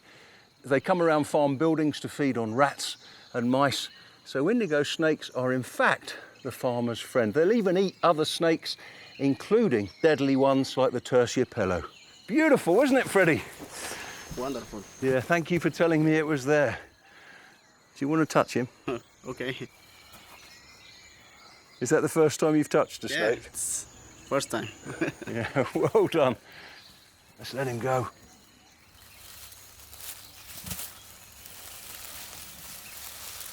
Great. Thanks, Freddie. You're welcome. That was fun, wasn't it? There's so much to see. Los Turrales covers an area of 1,200 hectares. Extensive patches of natural forest are interspersed with the coffee crop. On the edge of this clearing, there are charming black and white birds. Freddie knows a day roost of one of my favourite groups of birds. There's the owl. Two of them. Unmistakable. A pair of black and white owls. Insects and bats are their preferred prey. One of them's noticed us. It's looking down, but it's not too bothered. Charming owls. Thanks, Freddie. Yes, sir. Lovely. Other owls often roost in the stands of bamboo here. This is a mottled owl. With luck, you can see 10 species of owl at Los Turrales. One day, I hope to come back to meet the other kinds. But now I travel to the north of Guatemala. The Petén region has many marvellous Maya sites, including Tikal, Yojoa and El Mirador. I visited Tikal 10 years ago. Built by the ancient Maya, the city was abandoned around 1100 years ago. I walked down an awe-inspiring pyramid to be awe-struck by a spectacular bird, the ocellated turkey. These birds were well known to the Maya, and I'm sure they were beguiled by them too. That head is really strange. Sky blue skin and those bright orange warts. Ocellated turkeys search for seeds, fruit and insects in the forests of Mexico, Belize and Guatemala. In most places they're endangered, but this is a safe haven. Tikal is part of the Maya Biosphere Reserve, a huge protected area surrounding the Maya sites. Today I'm exploring Yojoa, a Maya city named after the lake it overlooks. In its heyday, more than 1,500 years ago, nearly 50,000 people lived here. Then, just like Tikal, the metropolis was abandoned. Yojoa has 9 temple pyramids and many stelae, ornate sculpted stones. As well as preserving these wondrous archaeological sites, Guatemala's Mayan Biosphere Reserve also protects vast areas of habitat, so these ruins are great places to look for wildlife. The reserve, a fifth of Guatemala's land area, is the most important expanse of rainforest north of the Amazon, home to jaguars, puma and other smaller hunters. There's a grey fox. They're tiny little foxes. They pounce on mice and small lizards that live amongst the ruins. It's the only member of the dog family that climbs trees, so scaling a pyramid is a doddle.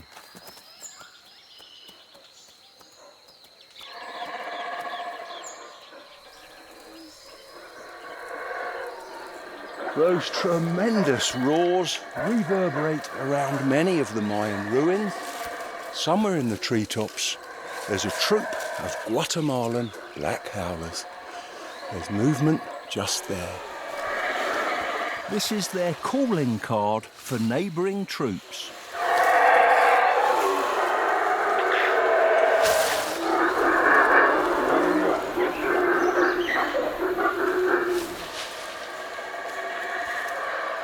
It's not just males that howl, the whole family joins in. Even babies attempt to roar. Howlers can be heard from several kilometres away.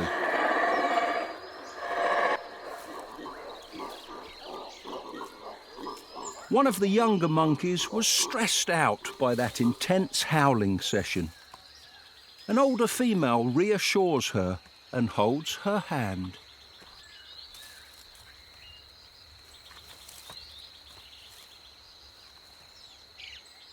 A couple of teenage males are still hyper and wrestle playfully 20 metres above the ground.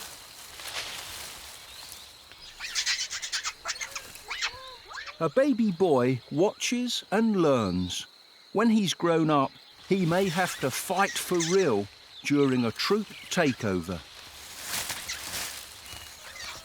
Their prehensile tails stop them from falling.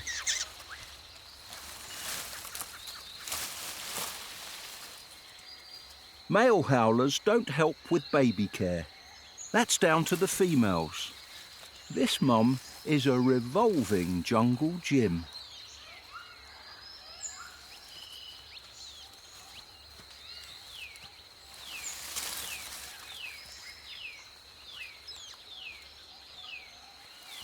Playtime is over and the howlers move off. They have small territories, around 6 hectares square, so this troop will see the Maya ruins every day of their lives. Exploring Yojoa is a new experience for me, though. Now I'm following a tip-off. One of the park rangers has told me there's a marvellous mammal that lives in this part of the ruins here. It's one that I've never seen before. I hope it's at home. It's meant to be on a beam just along here. And here he is. A Mexican tree porcupine.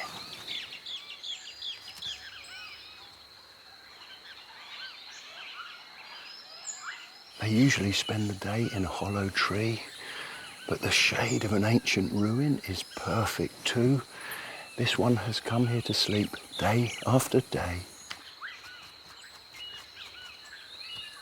He'll come out at night to feed on seeds, fruits and leaves.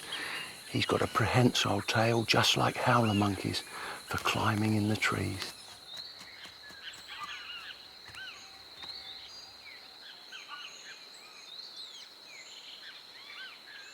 What a magical moment. I leave the porcupine to experience the sunset. Yojoa is famous for them. The next day, I leave this beautiful site and travel to the southwestern portion of the Maya Biosphere Reserve. The San Pedro River is the gateway to Las Guacamayas Biological Station. A base in the rainforest for scientists and eco-tourists, Las Guacamayas has been supported by the Berger family for the last 15 years. Buenos dias, I'm Nigel. Buenos dias, I'm Renee. Hi, good morning. Francois, welcome, Nigel. Thank you Hello, very Nigel, much. I'm Nini. Berger, nice to meet you. It was a beautiful boat ride in. How much area do you protect here? We have about 5,700 hectares. This sanctuary is named after the endangered birds it was set up to protect. Guacamayas is the Spanish name for scarlet macaws. There's around 400 here. This northern subspecies has more blue in the wings than scarlet macaws from South America. This rainforest is a hotspot for predators too. Romulo Bedoya has the proof. Hi, Romulo. Hola, amigo. ¿Cómo estás? I'm looking forward to seeing what you've caught with your cameras. Ocelote. He's having a lovely clean. Ocelots are common here, as are coati mundis. Tiny little babies. The tails are sticking straight up. Amigo, un jaguar. Puma. That's a powerful cat. Sí.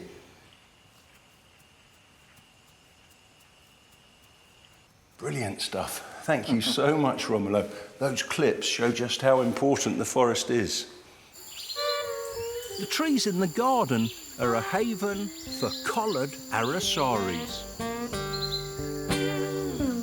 This one watches me and Roland Griffin, a scientist who studies reptiles and amphibians here.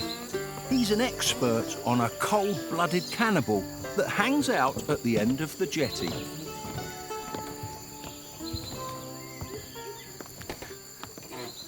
Look, Nigel. Oh, yes! This is the cannibal. Larger crocs eat smaller ones.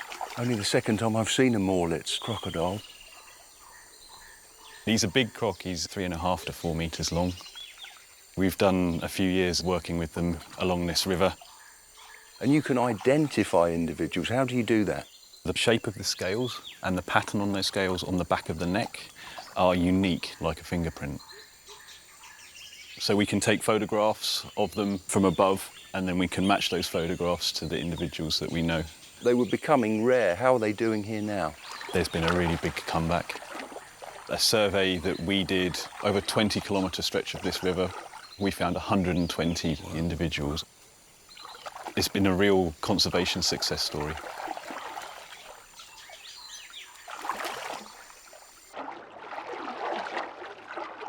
Thanks, Roland. You're welcome. Hey, turtle!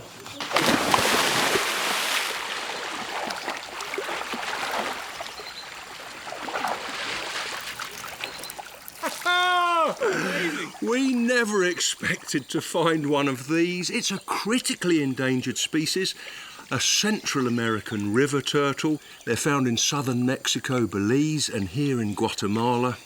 They can grow huge, 75 centimetres, weigh in at 22 kilos. They're completely aquatic. Males never come onto the land. Females do 2 or 3 times a year to lay clutches of eggs. Sadly, because of their size and the fact that their meat is very tasty, they've been over-hunted, which is why they are so rare nowadays. What a magnificent animal. They're amazing, aren't they, Nigel? Thanks, Roland. Let's let him go now. Central American river turtles are really endangered. Other fruit eaters are less rare. Troops of monkeys often pass through the field station. This is a group of Central American spider monkeys. They sleep in groups of up to 50, but split up during the day into smaller subgroups. Feeding parties search the forest for fruit, their staple diet.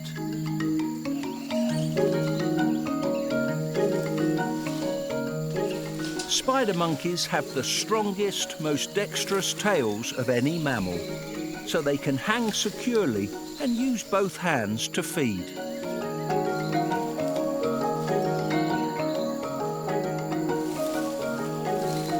This one hasn't noticed me, but another one has. There's one of the males displaying to me. He's really showing off. Then a feat of agility that's even more impressive. He uses his long, strong fingers as grappling hooks to brachiate, swinging hand to hand beneath branches like the gibbons of Asia. Arms that are 25% longer than his legs, the opposite of most mammals, help him do this.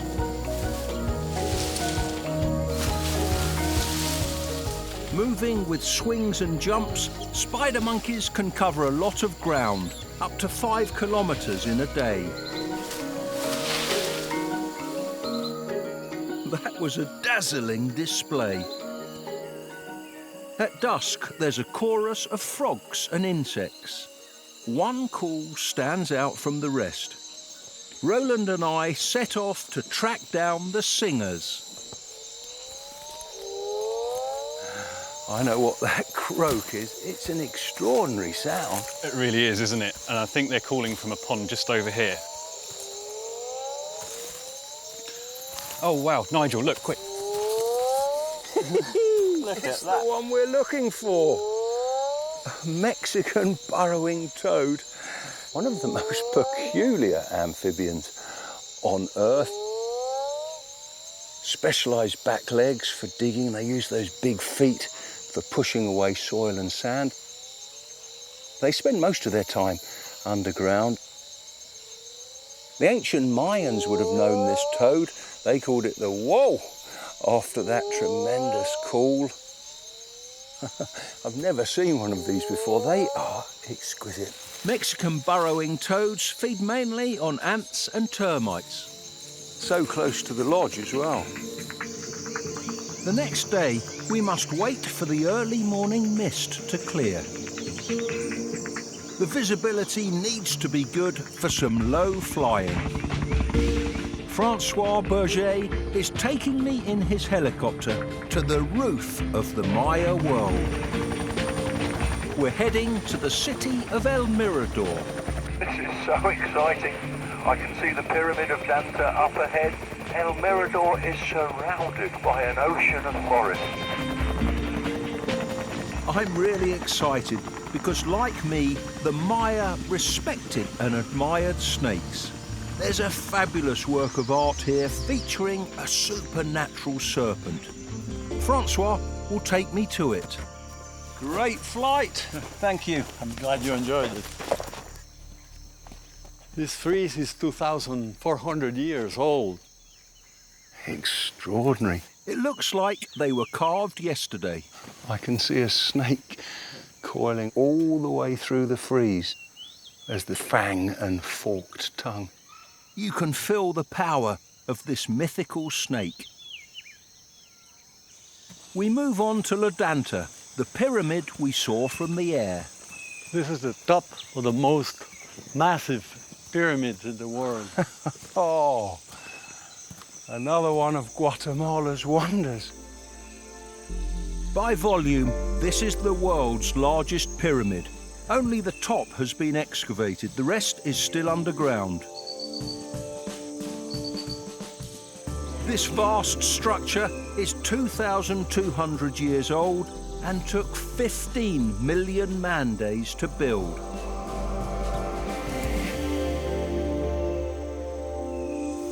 Let's see what I can turn up here. There's a snake! Oh, hey! Oh dear, nearly escaped. This is a species the Mayans would have seen, a beautiful black-line snake. A lovely salmon pink tummy. This is a frog toad and lizard eater. There's tiny fangs under the eye, so if they bite, they can inject some venom. It causes irritation, inflammation around the bite mark, but they're usually pretty docile, like this one. This is superb. Finding a snake in front of a Mayan pyramid. Beautiful. Let's let him go now. That is brilliant. I can't leave this magical place without climbing the pyramid with Francois. My imagination leaps back 2,000 years to when this temple was used for Maya coronations and religious ceremonies. Just imagine the dignitaries in their colourful robes. Nigel, we're on top of the Mayan world. Oh, Francois, this is awe-inspiring. What a stupendous view. For the ancient Maya, this literally was the top of the world. At 72 metres, La Danta is the tallest structure they ever built. El Mirador was abandoned around 1,200 years ago. Climate change and deforestation played a part in its downfall. With what's going on today, that's food for thought. From the Petén region, I travel to a more modern city in the south of Guatemala, Antigua. On the outskirts, there's a charismatic lizard that's a must-see for me. En route, I visit a farmer's market. There's Maya faces in the crowd. 60% of Guatemalans are descended from them. Proud of their heritage, many of the women still wear traditional costume. Much of this produce would have been familiar to the ancient Maya. Foods still eaten today, tamales, guacamole and corn tortillas, were down to them. I buy some manzanilla fruits. They're cooked and eaten as a dessert at Christmas here. Thank you. The city of Antigua is a World Heritage Site, renowned for its Spanish colonial buildings. I pass beneath the famous Santa Catarina Arch, which dates back to 1794.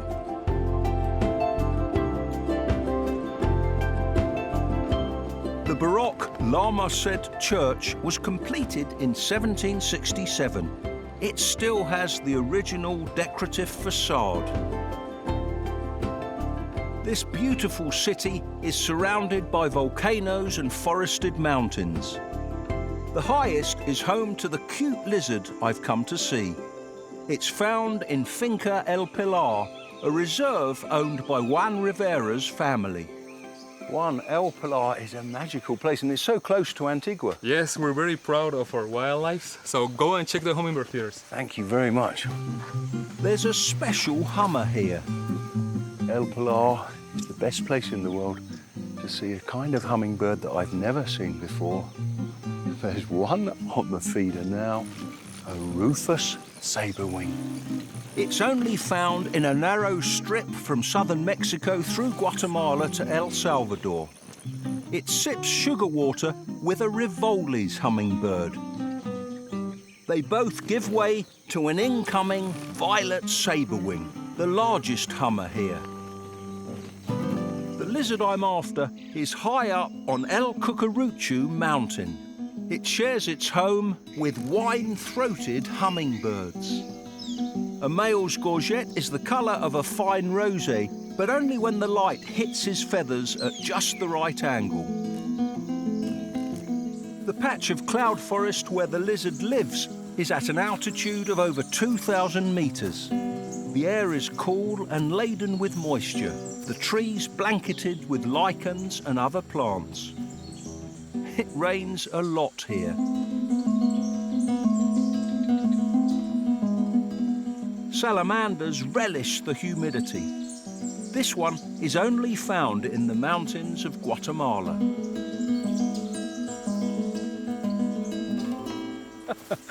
This is what I wanted to show you. The locals call them scorpion de arbol. In Spanish, that means tree scorpion, because they believe these harmless lizards possess a very toxic poison. They often kill them on sight, which is an absolute tragedy, because this is one of the most charismatic lizards I've ever seen. It's an arboreal alligator lizard. They spend much of their time in the trees, and they have a very special party trick. Look at that prehensile tail to help them move in the treetops. They're often found very high up. That was brilliant. This really is a fabulous lizard. Bromeliads are good homes for them because they provide shelter, high humidity, even trap water for the lizards to drink. And of course, there's lots of insects inside for them to feed on. How could anyone kill these charming lizards? I've really enjoyed Finca El Pilar and the city of Antigua. Later in my journey, I'll return here to witness a fiery volcano. Now I head east to the driest place in the whole of Central America, the Gila Derma Natural Reserve. A fabulous beast lurks in this seasonally dry forest. It's studied by herpetologist Daniel Ariano Sanchez and his field assistant Gilberto Salazar. We're tracking a Guatemalan beaded lizard, but Gilberto spots another rare reptile. What is it? Iguana, black iguana. Yeah. When they feel threatened, Guatemalan spiny-tailed iguanas wedge themselves in hollow organ pipe cacti. This lizard will be extricated for a captive breeding program. Its offspring will be released back into the wild. This is a very skilled job. Gilberto is the only man in the world that can get out black iguanas like this. I can barely watch. The machete just misses. But Gilberto knows what he's doing and has never injured a lizard. Wow, hey, well done, Gilberto.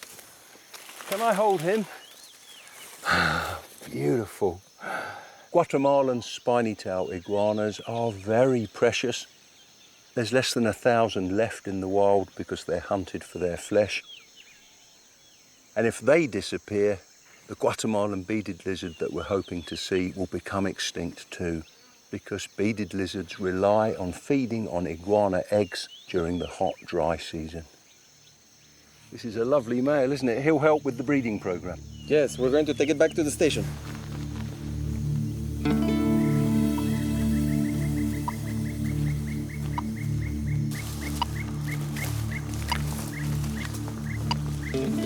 Look, there's a grand cuckoo. Beautiful blue skin around the eye. Yes. And that's a real speciality here. Yeah, it's a rainforest specialist.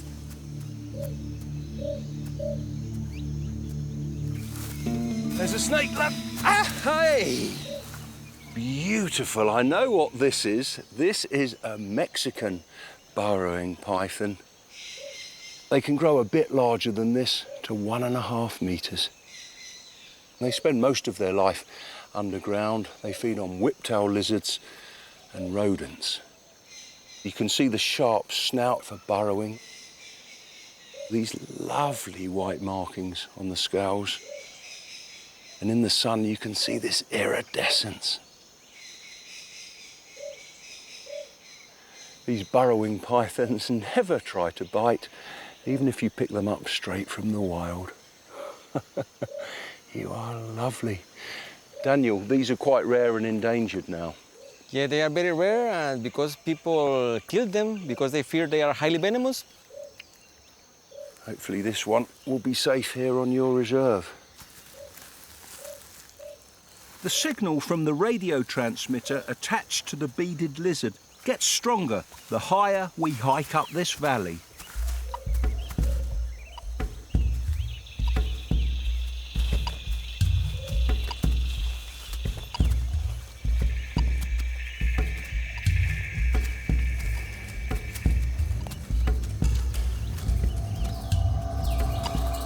Signal's getting really strong now.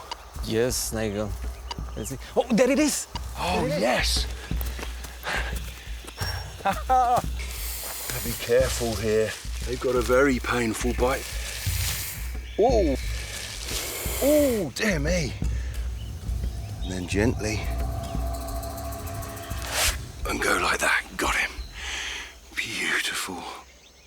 The Guatemalan beaded lizard is a national treasure. The skin feels lovely to the touch, and these beautiful markings. producing a lot of venom. This smell of lemon and sugar. I can see the venom inside the mouth. And dripping out of it. Because their seasonally dry forest home is disappearing fast, Guatemalan beaded lizards are one of the most endangered lizards in the world. There's under 500 left. That's why Daniel's research and conservation work is so important. You are gorgeous. Magnificent. What a lovely lizard, Daniel. Yes. And now we have to take it to download the GPS data. I'm very curious about how it has moved. Let me grab it and let's transport to the lab. Safely inside. Yes. Daniel, you've been bitten 3 times by them. Yes, it's the most terrible pain and puking you may imagine. How long were you sick for? I have been sick for 3 hours of puking and vomiting and a lot of pain. Pain lasts for 24 hours to 72 hours. So I don't wish that to anyone. I'm so glad I wasn't bitten. We carry our precious cargo back to the field station. So Daniel, the lizard we caught had this GPS transmitter attached to its back for 15 days, and these are the extraordinary results. Yeah, you can see the movement patterns for 15 days, how it climbed up all the hills, and that is the place where we have recovered the lizard. How far do they walk in a 15-day period? That track is 4 kilometers. 4 kilometers? It's really doing a lot of climbing, isn't it? Yeah. They only move through good forest, from one dry forest patch to another dry forest patch. So by finding out all this information, you can help protect them? Yeah, because we know dry forest is crucial for beaded lizard conservation. Daniel and I hope the Heloderma Natural Reserve is just the start and more dry forest will be preserved. Ranchitas de Quetzal is another forest a few hours' drive away. There's plenty of water here. At an altitude of around 2,000 meters, this fabulous forest brims with bromeliads, ferns and orchids. There's 120 species of orchid here, including a miniature one that's probably pollinated by mosquitoes. This orchid appears to have flowers growing from its leaves, but the flower stem is hidden inside the leaf stalk. Amongst the tree ferns, there's wild avocados, a favourite food of Guatemala's national bird, the resplendent quetzal.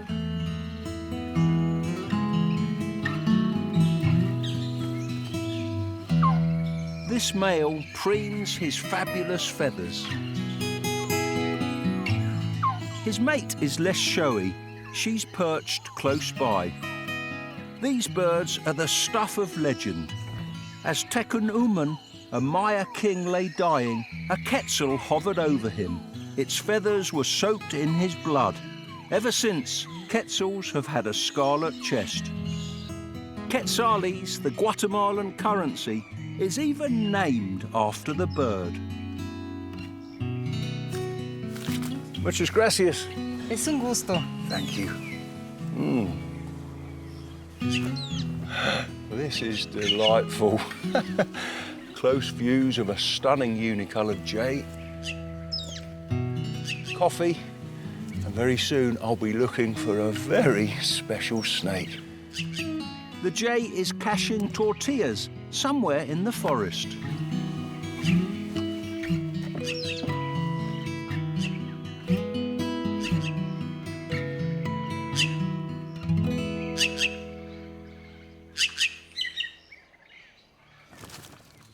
I join a young Guatemalan herpetologist, Andres Navales. Andres, so you've got favourite spots where you find the snakes? Yes, I've got an area where we find them almost every single time. Oh, great. It's a beautiful pit viper. Beautiful, yeah. Its habitat isn't too shabby either. Andres sees them most at the top of this picturesque waterfall.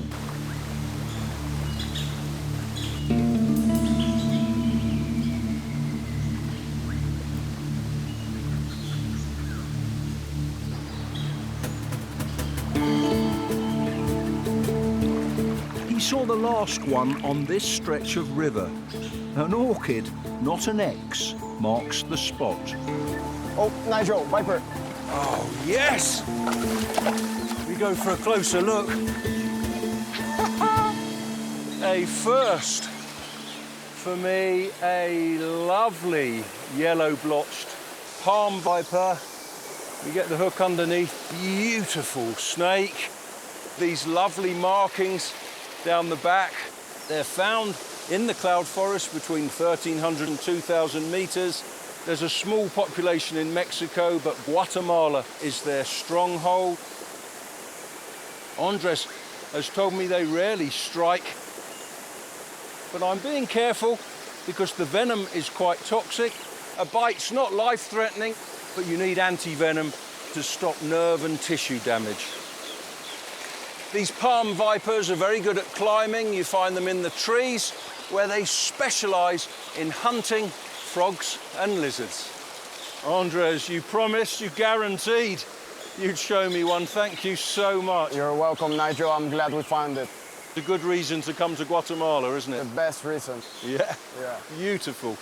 Shall I let him go now? Perfect. There we go.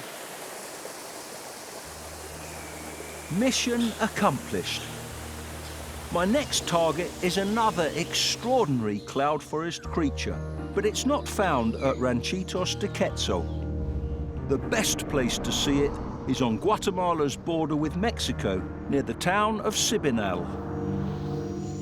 Rising to 4,220 meters, the volcano Tajumulco is the highest mountain, not only in Guatemala, but in the whole of Central America.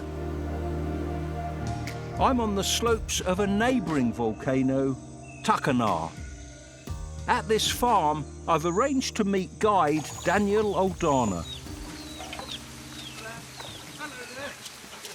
We've a long hike ahead. Buenos dias. Buenos dias. As if to remind us, someone is cracking the whip. Whip cracking is the traditional way to herd sheep and goats here.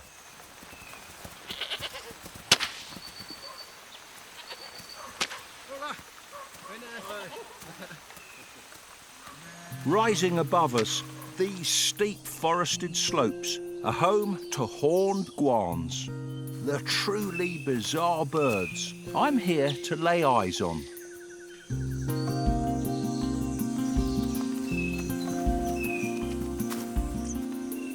Oh, look, in the pine, pink-headed warbler.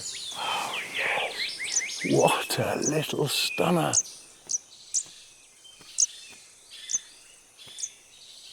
A real special. Yeah, you know, they're only found in the highlands of Guatemala and a little tiny spot in Mexico. Such a pretty bird. I can't take my eyes off it.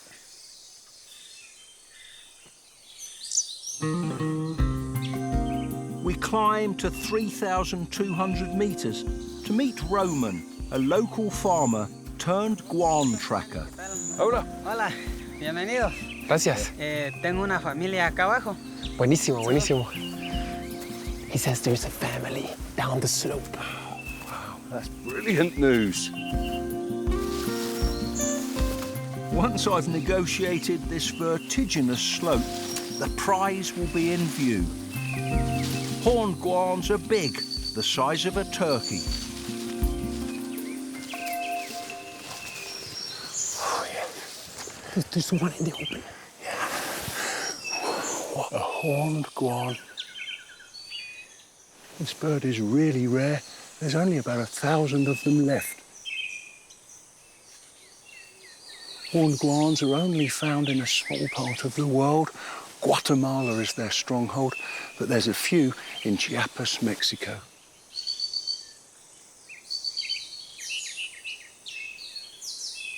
This is an adult. The youngsters don't have that extraordinary horn on their head. Nobody's quite sure why they have them.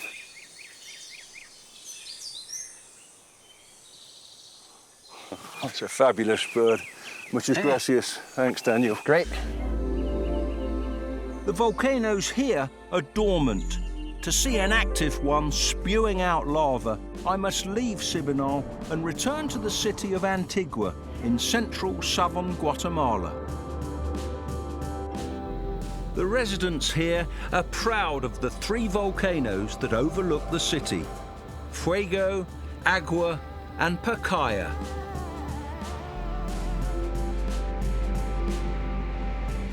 The traffic's died down now. It's 3 a.m. and I'm in the town square. I've come back to Antigua because 2 active volcanoes loom above the city like sentinels. I'm going to hike up one of them. The lava shows up best at night. I've hiked for nearly an hour, but it's well worth it to see this lava flowing from the summit of Pacaya volcano. A glimpse of nature's subterranean power.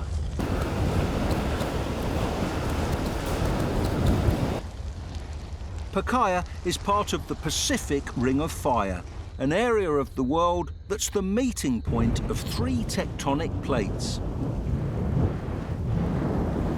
Guatemala is one of the best places in the world to see this phenomenon. Here, the tectonic plates bump together, molten rock from deep within the earth is forced up to the surface and flows down slope, cooling quickly.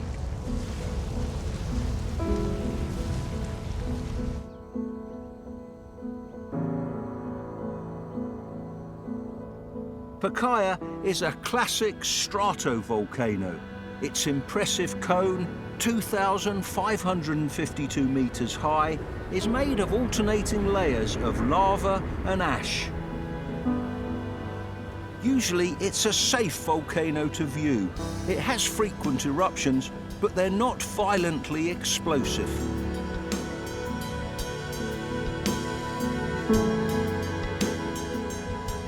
Pacaya's closest neighbour, Agua, is dormant. But a little further away, the volcano Fuego has frequent and violent eruptions. The last big one was in June 2018. Clouds of ash constantly billow from its peak.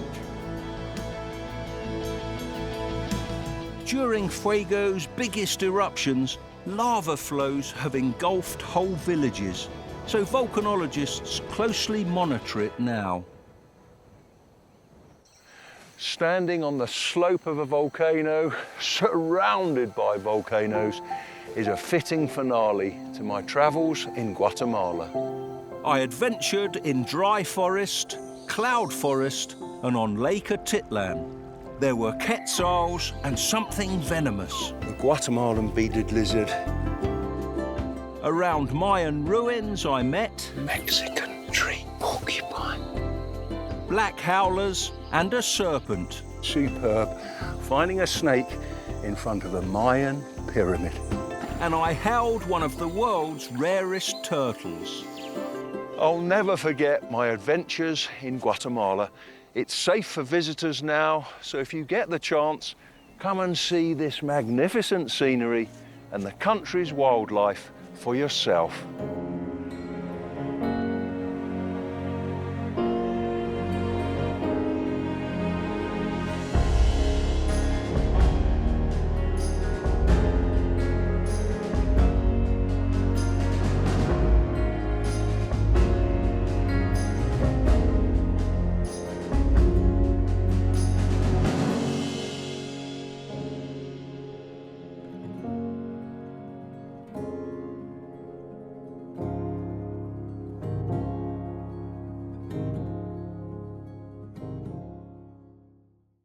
Miraflores Locks, a marvel of engineering. I'm in Panama, a country famous for its canal, the world's greatest shortcut, but it also has extraordinary wildlife and wonderful people. Top naturalists and indigenous groups. I'll meet eye-popping frogs and snappy snakes. Whoa, dear. Charming babies, roughy-tufty eagles, and gentle giants. Panama is the southernmost nation in Central America. The capital, Panama City, is in the center of the country.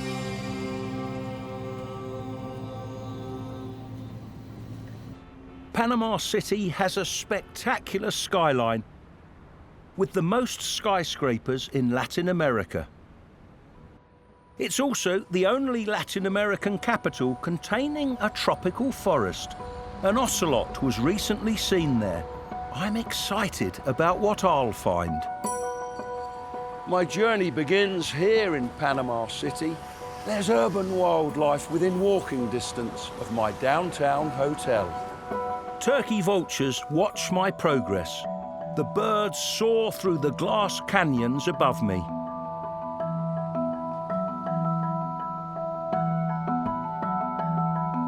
As the vulture flies, Metropolitan Park, a protected 232-hectare forest, is just 2 kilometers away.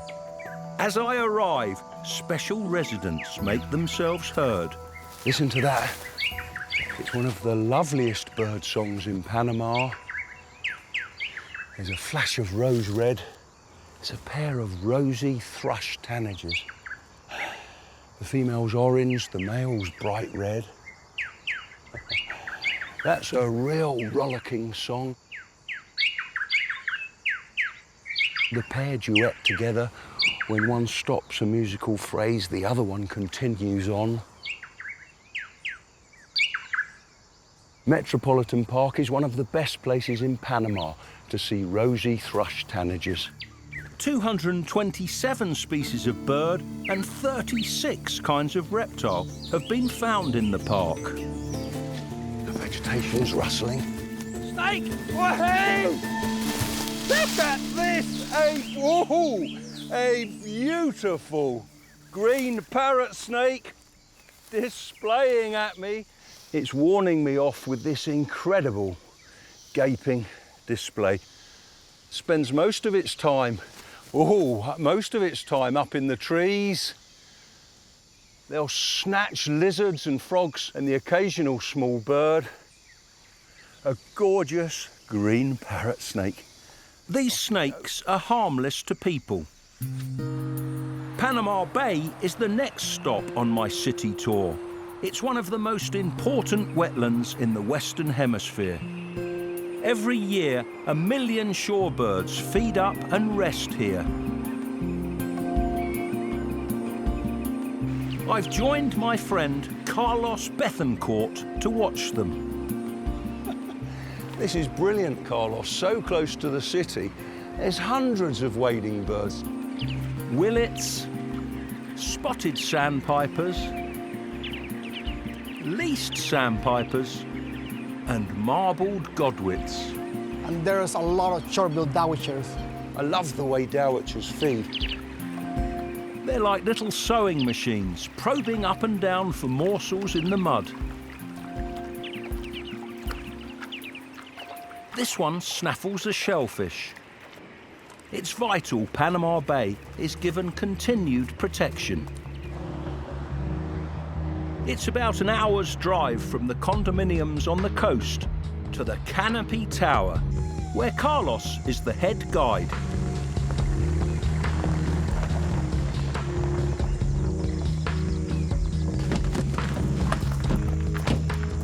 This was once a US military base. Look at this. Transforming an old military radar tower into an eco-lodge was a genius idea. The rooms look out into the rainforest, and the view from the top is pretty good too.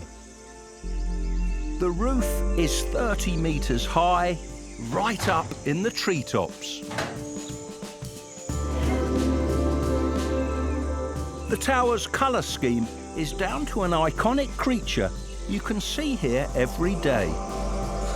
A kill-billed toucan. The designer who came up with the colours for the Canopy Tower got her ideas from seeing a toucan. This one is also called the rainbow-billed toucan. It's clear why its colours are inspirational. This place is truly extraordinary. Look, a light-mantled howler monkey. They get their name because of these blonde hairs on the side of their bodies. Howlers relish the fruits and leaves of cecropia trees.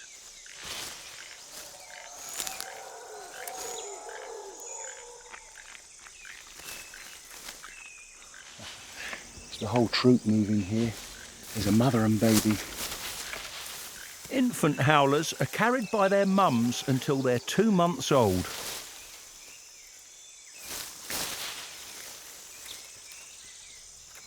It's time for me to leave the howlers and explore their home turf, the rainforest surrounding the Canopy Tower. Carlos and I access the forest using the famous Pipeline Road. Built for a fuel pipeline that was never put to use, the 17.5-kilometre track runs through Soberania National Park.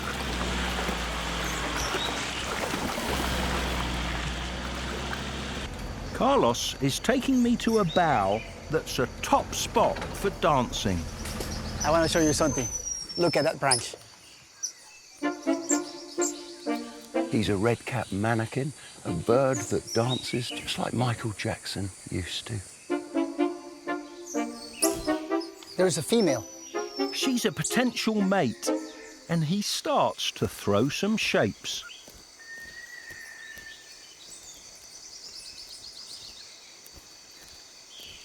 He goes all out to impress her, with more fancy footwork and a signature move, the moonwalk.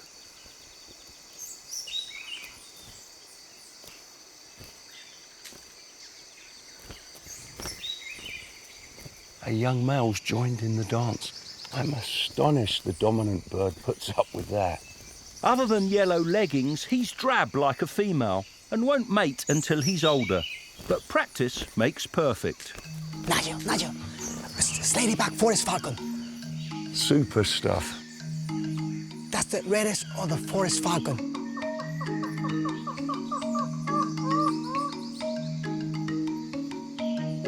He's away. That was magnificent, Carlos. I don't think the mannequin's going to continue dancing with him around. We keep our eyes peeled and ears skinned. A little further along the road, distinctive calls give away a hunting party. Army ants. I can hear some ant birds. I can hear them.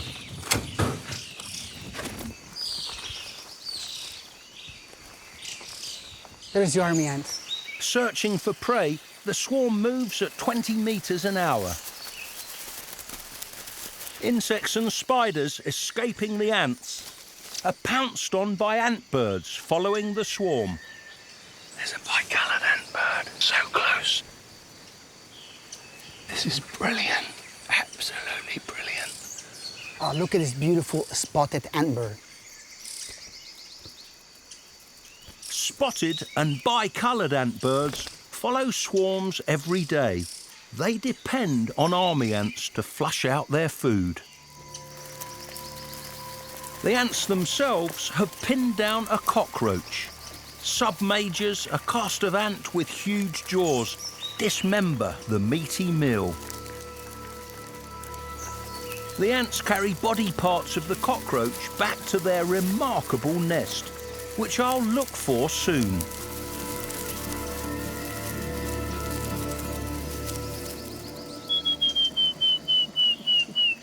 What's that song, Carlos? Ocellated ant bird. There's one here. What a spectacular bird. You can see the blue skin around the eye. He's waiting for ants to flush out insects. He seizes a cockroach and picks up a twig as well. With fancy beak work, he drops the twig, but still holds on to his meal. Seeing an ocellated ant bird is a real treat. I'll see you soon, Carlos. I'm going to follow the ants. Enjoy it. Thank you. I keep the raiding party in sight. Most ants would disappear into an underground nest, but these won't do that. This is extraordinary, a first for me. A bivouac of army ants. This mass of ants is over 1 metre across. Because they're always on the move, army ants make a nest from the bodies of the workers. These insects are living Lego. When they encamp, they link together with hooks on their feet to make the walls and chambers of the nest.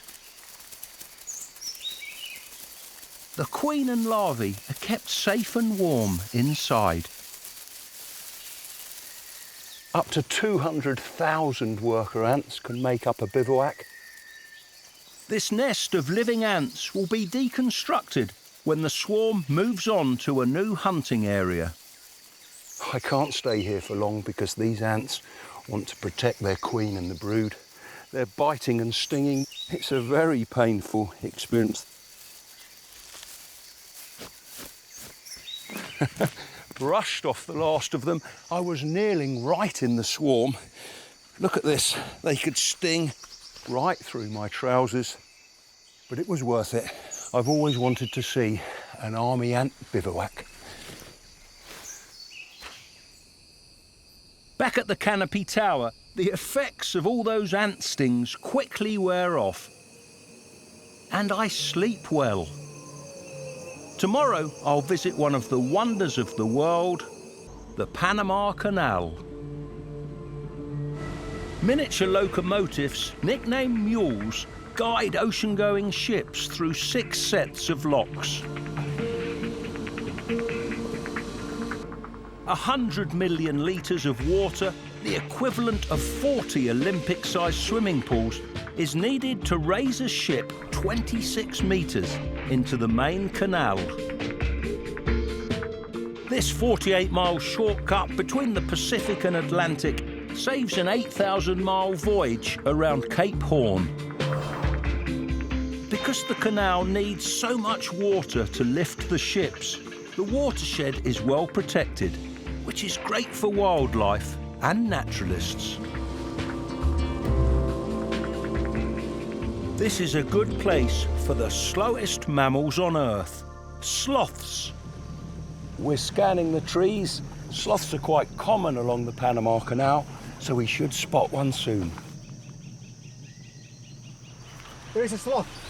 I'm going to go and have a look.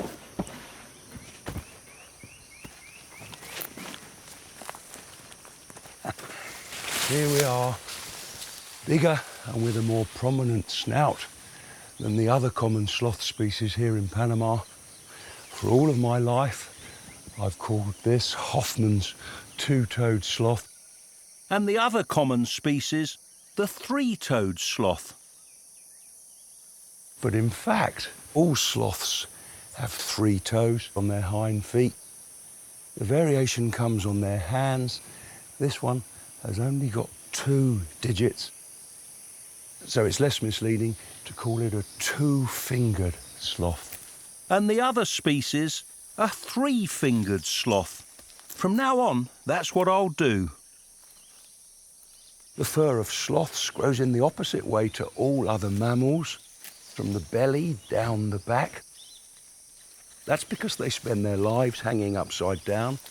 If they're caught in a rainstorm, the water flows off their fur.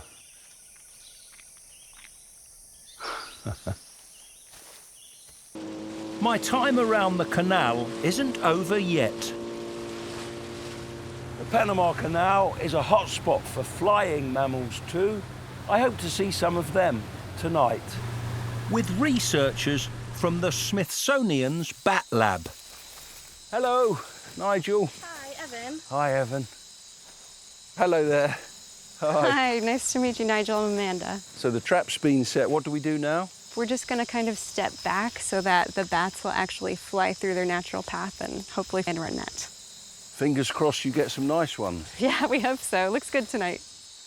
At a temporary field station, a bat caught earlier is checked out by Alison Brokaw. Tiny, beautiful.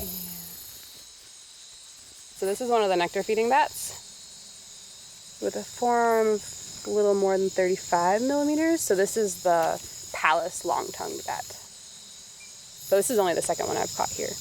I've brought you some luck, hopefully. Yeah, exactly. They're relatively delicate. We usually like to give them a little bit of sugar water to help them on their way.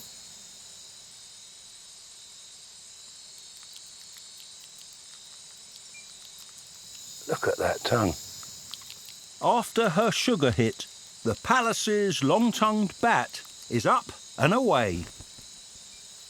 Bats have been caught in Amanda and Evan's net. You're not too tangled, that's good. Try to free your feet, figure out which way you came in. All right, buddy, we are finally out of the net. Wow, you were right. It really is a busy night for bats. Yeah, we've caught a lot tonight. We actually have a really special bat for you. I don't know if you can smell it. A minty smell. Yeah, everybody kind of has like a different opinion. I think they smell kind of flowery, frankly. So we're gonna take this guy out. Oh, I know that one. That's Trachops, isn't it? The frog-eating bat. Very good.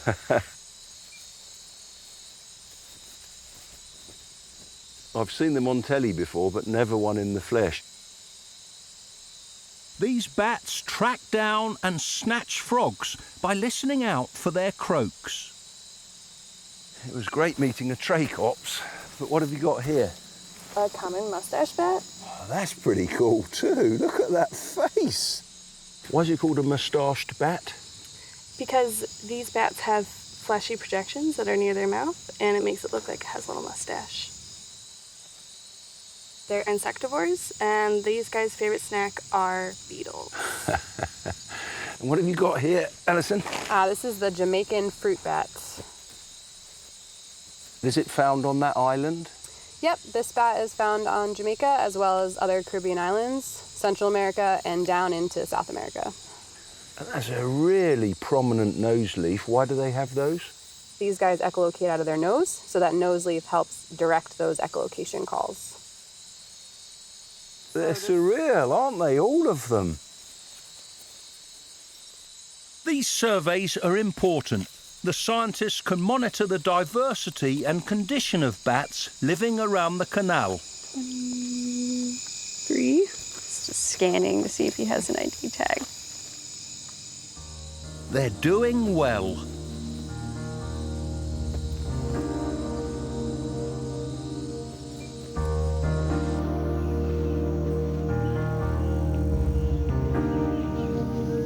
The next day, I leave the canal region and take a flight from Panama City to the coast. My destination, an archipelago in a remote corner of the Caribbean, Bocas del Toro. This region is the birthplace of the banana industry, exporting 17 million boxes a year. The archipelago was developed by the United Fruit Company in the 19th century. The local capital, Bocas Town, is on Isla Colón. I'm here to meet Jim Kimball and Captain Alvaro. Hey, Nigel, welcome to Bocas. Nice to see you. Nice to see you. Next stop, Tranquilo Bay, an eco-lodge on Bastimentos Island. How far is it this way? About 10 miles right through the national park. Bathed by the warm waters of the Caribbean, Isla Bastimentos National Park covers over 13,000 hectares, an area equivalent to 18,500 football pitches. Welcome to Tranquilo Bay. Looks idyllic. I can't wait to explore. Dense coastal mangroves lead to lush rainforest and the lodge. There's even a lookout tower, which I'll climb tomorrow to watch the sunrise. But for now, I explore around the cabins. Something slithered under this rock. Got it. With these, you get exactly what it says on the tin. The name is Racer. Sleek and streamlined, they can move very fast. Trying to bite me, he really is feisty. You're a feisty little thing, aren't you? Non-venomous, of course. The other part of the name is salmon-bellied. Look at that tummy suffused with pink. This is a youngster. They can grow to be 1.5 meters long. They specialize in feeding on lizards like anoles.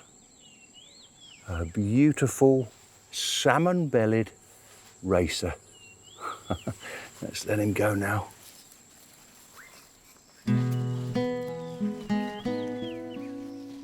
Jim told me I can catch up with some old friends at the back of cabin 6. There's a splendid group of insects. I always try to meet up with them when I come to the neotropics. They're found from Mexico south to Brazil. There's one feeding over there, an orchid bee. These are surely one of the most flamboyant bees in the world. Metallic green with a long tongue that's twice the length of their body. These glorious insects are called orchid bees because the males gather perfume from orchid flowers to attract females and pollinate the orchids in return. They really are living jewels. Just ahead, mammals have come down from the treetops. You never know what you're going to find at Tranquilo Bay. One of the guides saw them climbing down from this Cecropia tree. They've settled inside here. It's a mother, three-fingered sloth and her baby. They are adorable. The baby sloth is less than a month old. Mum looks so pleased with herself. The baby's just learning to climb. He never goes far from her.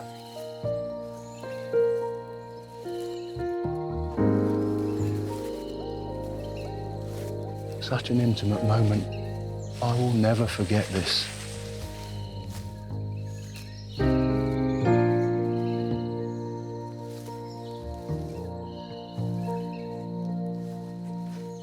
So why are these islands called the Galapagos of the Caribbean? This island is famous for some really colourful creatures. I can hear them croaking all around me now. There's one on a buttress root. It's a strawberry poison frog. On this island, Bastimentos, they live up to their name with this bright red skin. But the colour varies on other islands. On Popa, I meet another frog. It's the same species of frog, a strawberry poison frog, but on Popa Island, they are a completely different colour.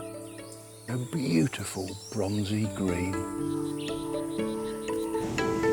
Every main island has its own colour morph. On Colon, the strawberry poison frogs are bright blue.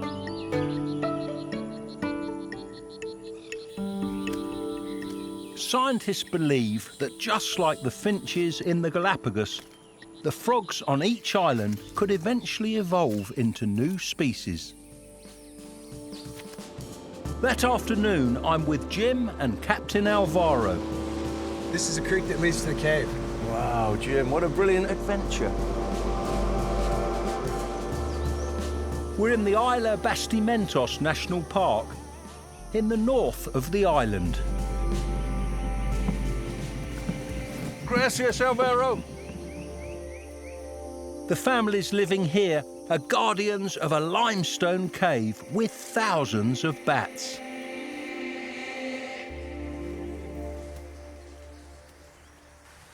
We're barely inside the cave entrance before Jim makes an exciting find. There's a whip spider. Oh, yeah, thanks, Jim. I love these. This is one of my favourite creepy crawlies. As Jim said, a whip spider. They're also known as tailless whip scorpions. Members of the spider family, they have got 8 legs, but they only use 6 for walking. The rest they use for sensing and catching prey. See these long legs? Those are the whips. They use those for feeling their way and feeling for prey. Right at the front of their heads, they've got legs modified for grabbing prey. They're pretty formidable weapons. When they find a small cave cricket, they grab them with those front legs. The fantastic tailless whip scorpion. Brilliant. This is a small one. They can grow as large as my hand.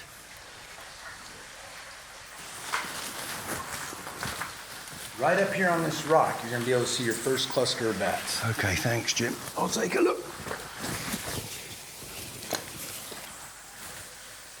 There they are. A big colony of Jamaican fruit bats. I met one of these on the Panama Canal. Now I'm with hundreds of them. You can see the white stripes on their faces. The stripes are a very important field mark.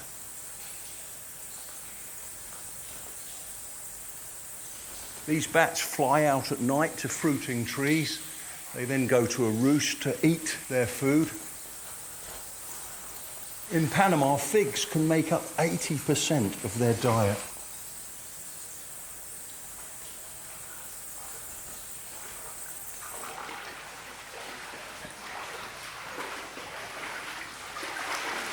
Just a little bit farther up in the cave, there's some other species of bats. Okay, Jim, we'll take a look. All right. Beyond these fabulous travertine formations, there's a vault in the roof. The big grey ones in a cluster, they are greater spear-nosed bats. They're the second largest species of bat in Central America. They have a wingspan of nearly a metre. You can see there's a big cluster of them. They live in harems with an alpha male that mates with all of the females.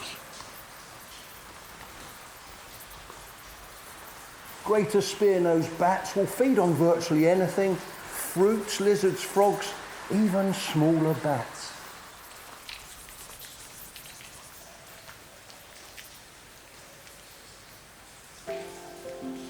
I've seen so much here today. This is an enchanted archipelago.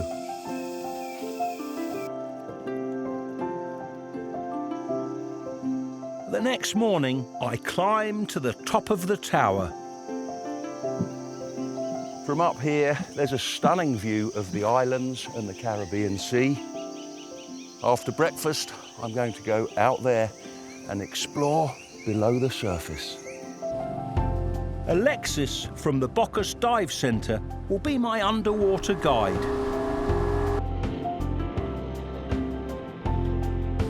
It's just a 7-minute boat ride to one of his favourite dive sites. Alexis, what's this dive site called? The name of the dive site is Boyland, and we have a lovely shipwreck under the water. You're gonna really like it. Great.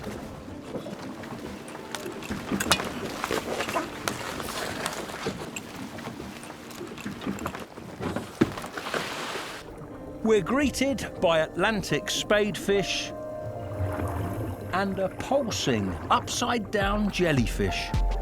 These animals flip over to wave their lacy undersides towards the sun. Now algae living inside the jelly's tissues can photosynthesize. In return for this shelter, they produce most of the jellyfish's food. Bocas del Toro has some of Panama's best coral reefs. A green moray eel, over 2 meters long, glides through a forest of soft corals.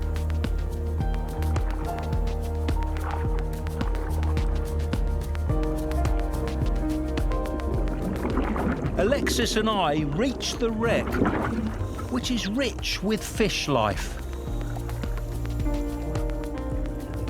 There's a beautiful but deadly invader, a lionfish. Introduced into Florida, these predators threaten Caribbean reef life. Now they're served up in restaurants. This Eat Lionfish campaign will help native fish.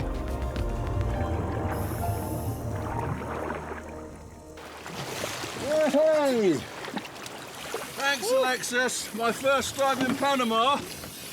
That was superb. The coral was brilliant. Thanks, Alexis. Welcome. After my dive, diving mammals that you don't usually associate with Panama are next on my to-do list. I'm on the mainland in Almirante, a 45-minute boat trip from Tranquilo Bay. Hola. Hi. Hola.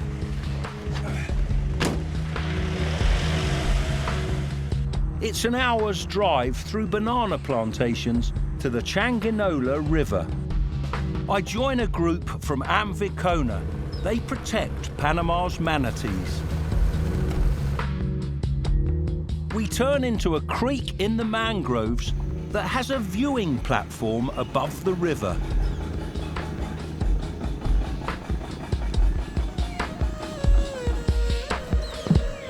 Below the platform, bananas and bunches of leaves are tied to mangrove roots. The banquet's been set. Now we just have to wait quietly. I hope to see manatees as I've never seen them before, with their heads right out of the water. I can see a stream of bubbles. Oh yeah, the manatees are here.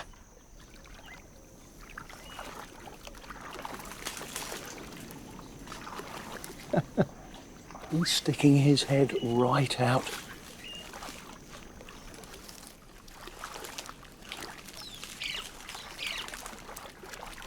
This is the only place in the world you can see manatees like this. There's 4 or 5 here now, including a baby.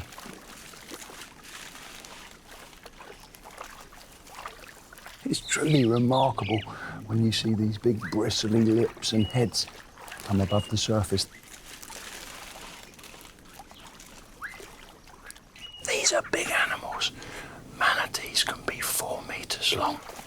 That's over twice my height. They really are.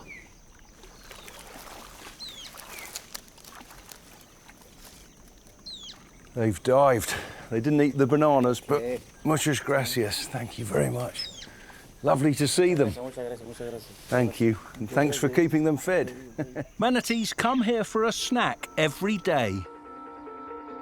It's time to say goodbye to the islands and reefs of Bocas del Toro. Next stop is to the southwest of Panama City, in the town of Anton Valley. This volcanic crater used to be home to a national treasure that's now extinct in the wild, the Panamanian golden frog. Thankfully, golden frogs are still with us, but only in captivity where they're safe from the deadly chytrid fungus.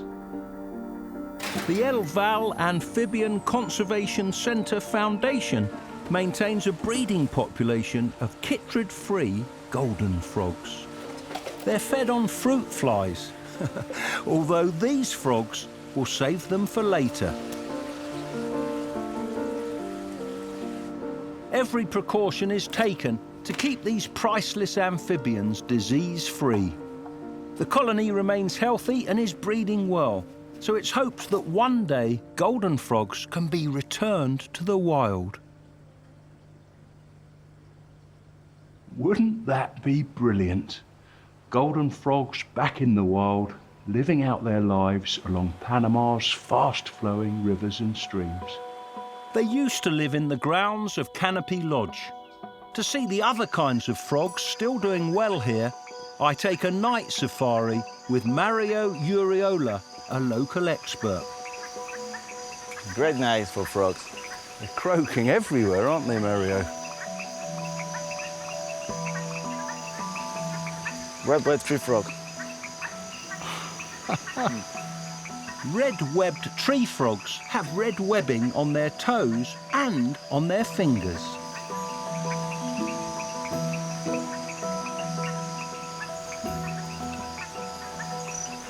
Oh, bugnose. don't want to leave. A pug-nosed or Panama cross-banded tree frog. There's males croaking all around us. This is a big female. Scientists here in Panama have made some fascinating discoveries about these frogs. The males croak much more on moonlit nights. That's the opposite of what you'd expect because they're attacked by bats, and in the moonlight they can see the predators approaching. They also call together because a chorus of frogs makes it much more difficult for the bats to pick out an individual. So male pug-nosed tree frogs take a lot of risk vying for the attentions of the females.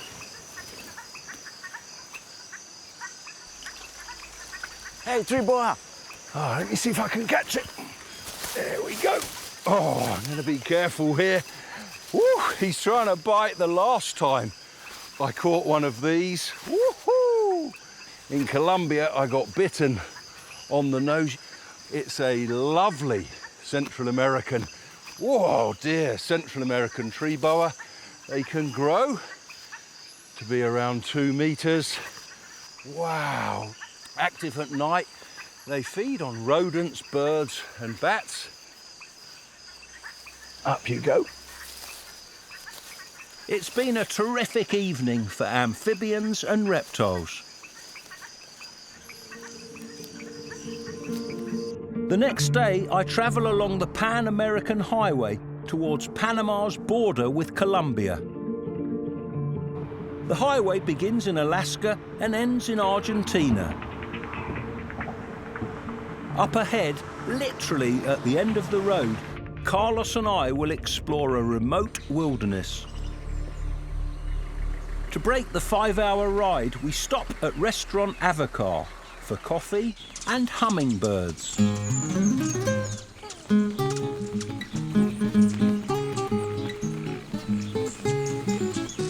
feeders are so busy. How many kinds do you get here? About 10 species of hummingbird. Including black-throated mangoes, snowy-bellied and rufous-tailed hummingbirds.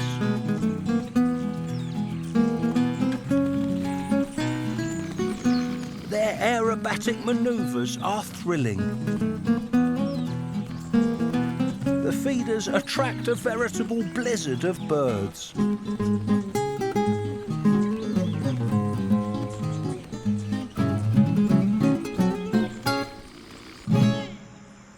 We press on towards the famous Darian Gap.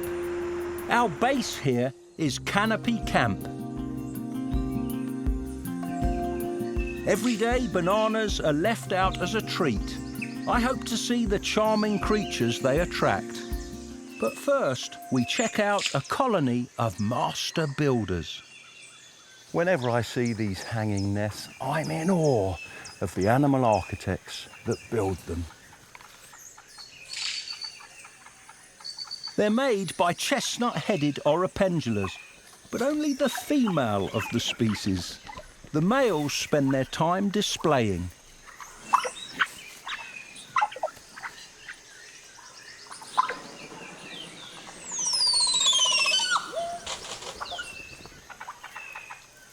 While the males show off, the females are busy sewing skillfully.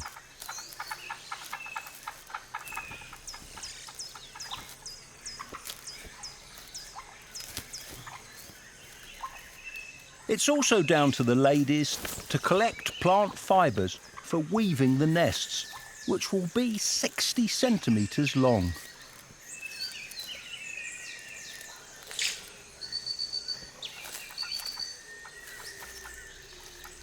They'll also incubate the eggs and rear the chicks without any help from the males.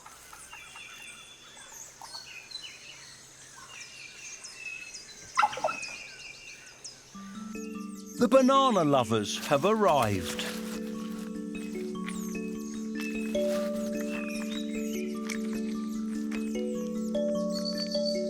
Rufus-naped or Jeffroy's tamarins are just 3 metres away. He's really tucking into that banana. Though you can have too much of a good thing. They're beautiful little monkeys. Yeah, they're near endemic, Panama and Colombia only. Tamarins live in family groups of 2 to 20.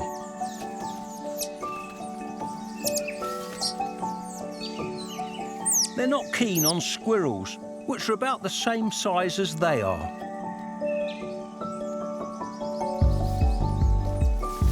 This tamarin has had enough and gallops off to make an impressive 5-metre leap.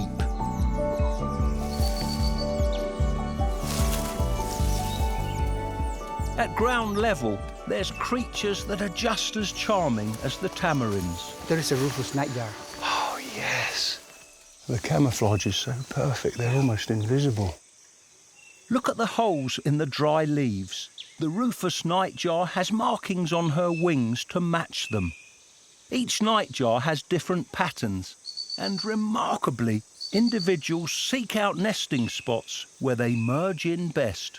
Beautiful family.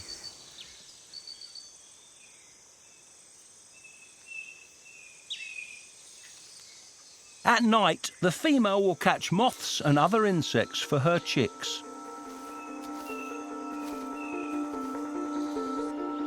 It's been a superb day at Canopy Camp. I'm so excited, it's hard to sleep. Tomorrow I'll meet a harpy, an eagle that can stand over 1 metre tall.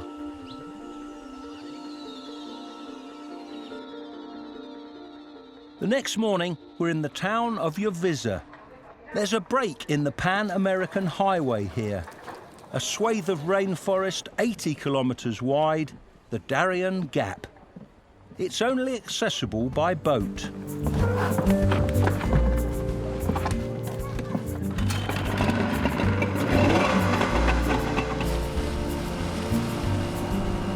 We're soon in harpy eagle country. The eagles need large areas of rainforest to hunt for sloths, anteaters, monkeys and macaws. This is El Real. Great! From El Real, we travel overland through forest protected by the conservation group Ancon to the village of Paiji Basal. The Embera, one of Panama's 7 indigenous groups, live here. Oh, this is wonderful. What a welcome, Carlos. This is great. They're very proud of the harpy eagle and also having visitors. Oh. Hola! I must seem like a giant to this little girl. Hola, ¿cómo estás? ¿Cómo están? Me guardaron la iguana para comer, ¿eh? ¿No hay o no hay? The men are tattooed with the juice of grated Jaguar fruit. The pigment will last for a couple of weeks.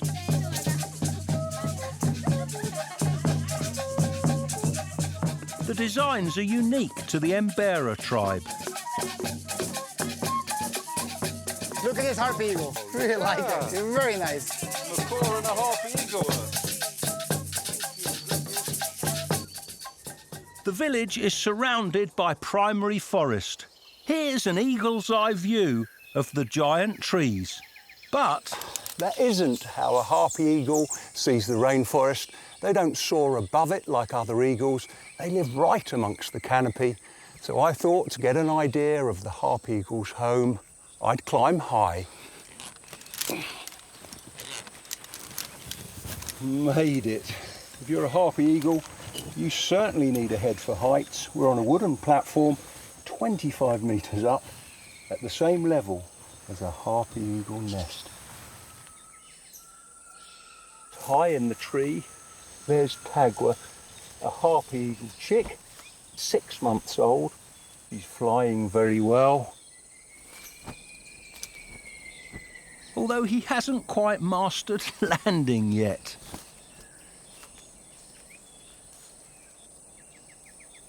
Harpies are the most powerful eagles in the world. Their legs can be as thick as a child's arm. The 13-centimetre talons are longer than the claws of a grizzly bear. Jaguar's calling constantly. He must be really hungry. And he can see there's food on the way. There's an adult at the nest with prey.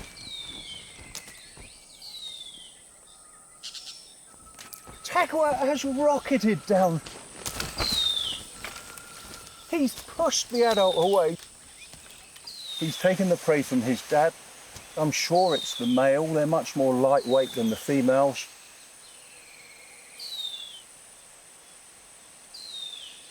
Jaguar is a fractious teenager. He's defending the food, mantling, putting his wings over the prey.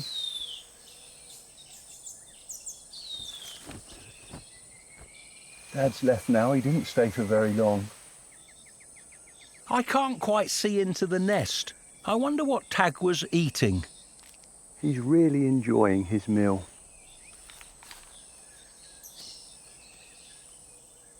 I saw a flash of green there. The prey was a great green macaw.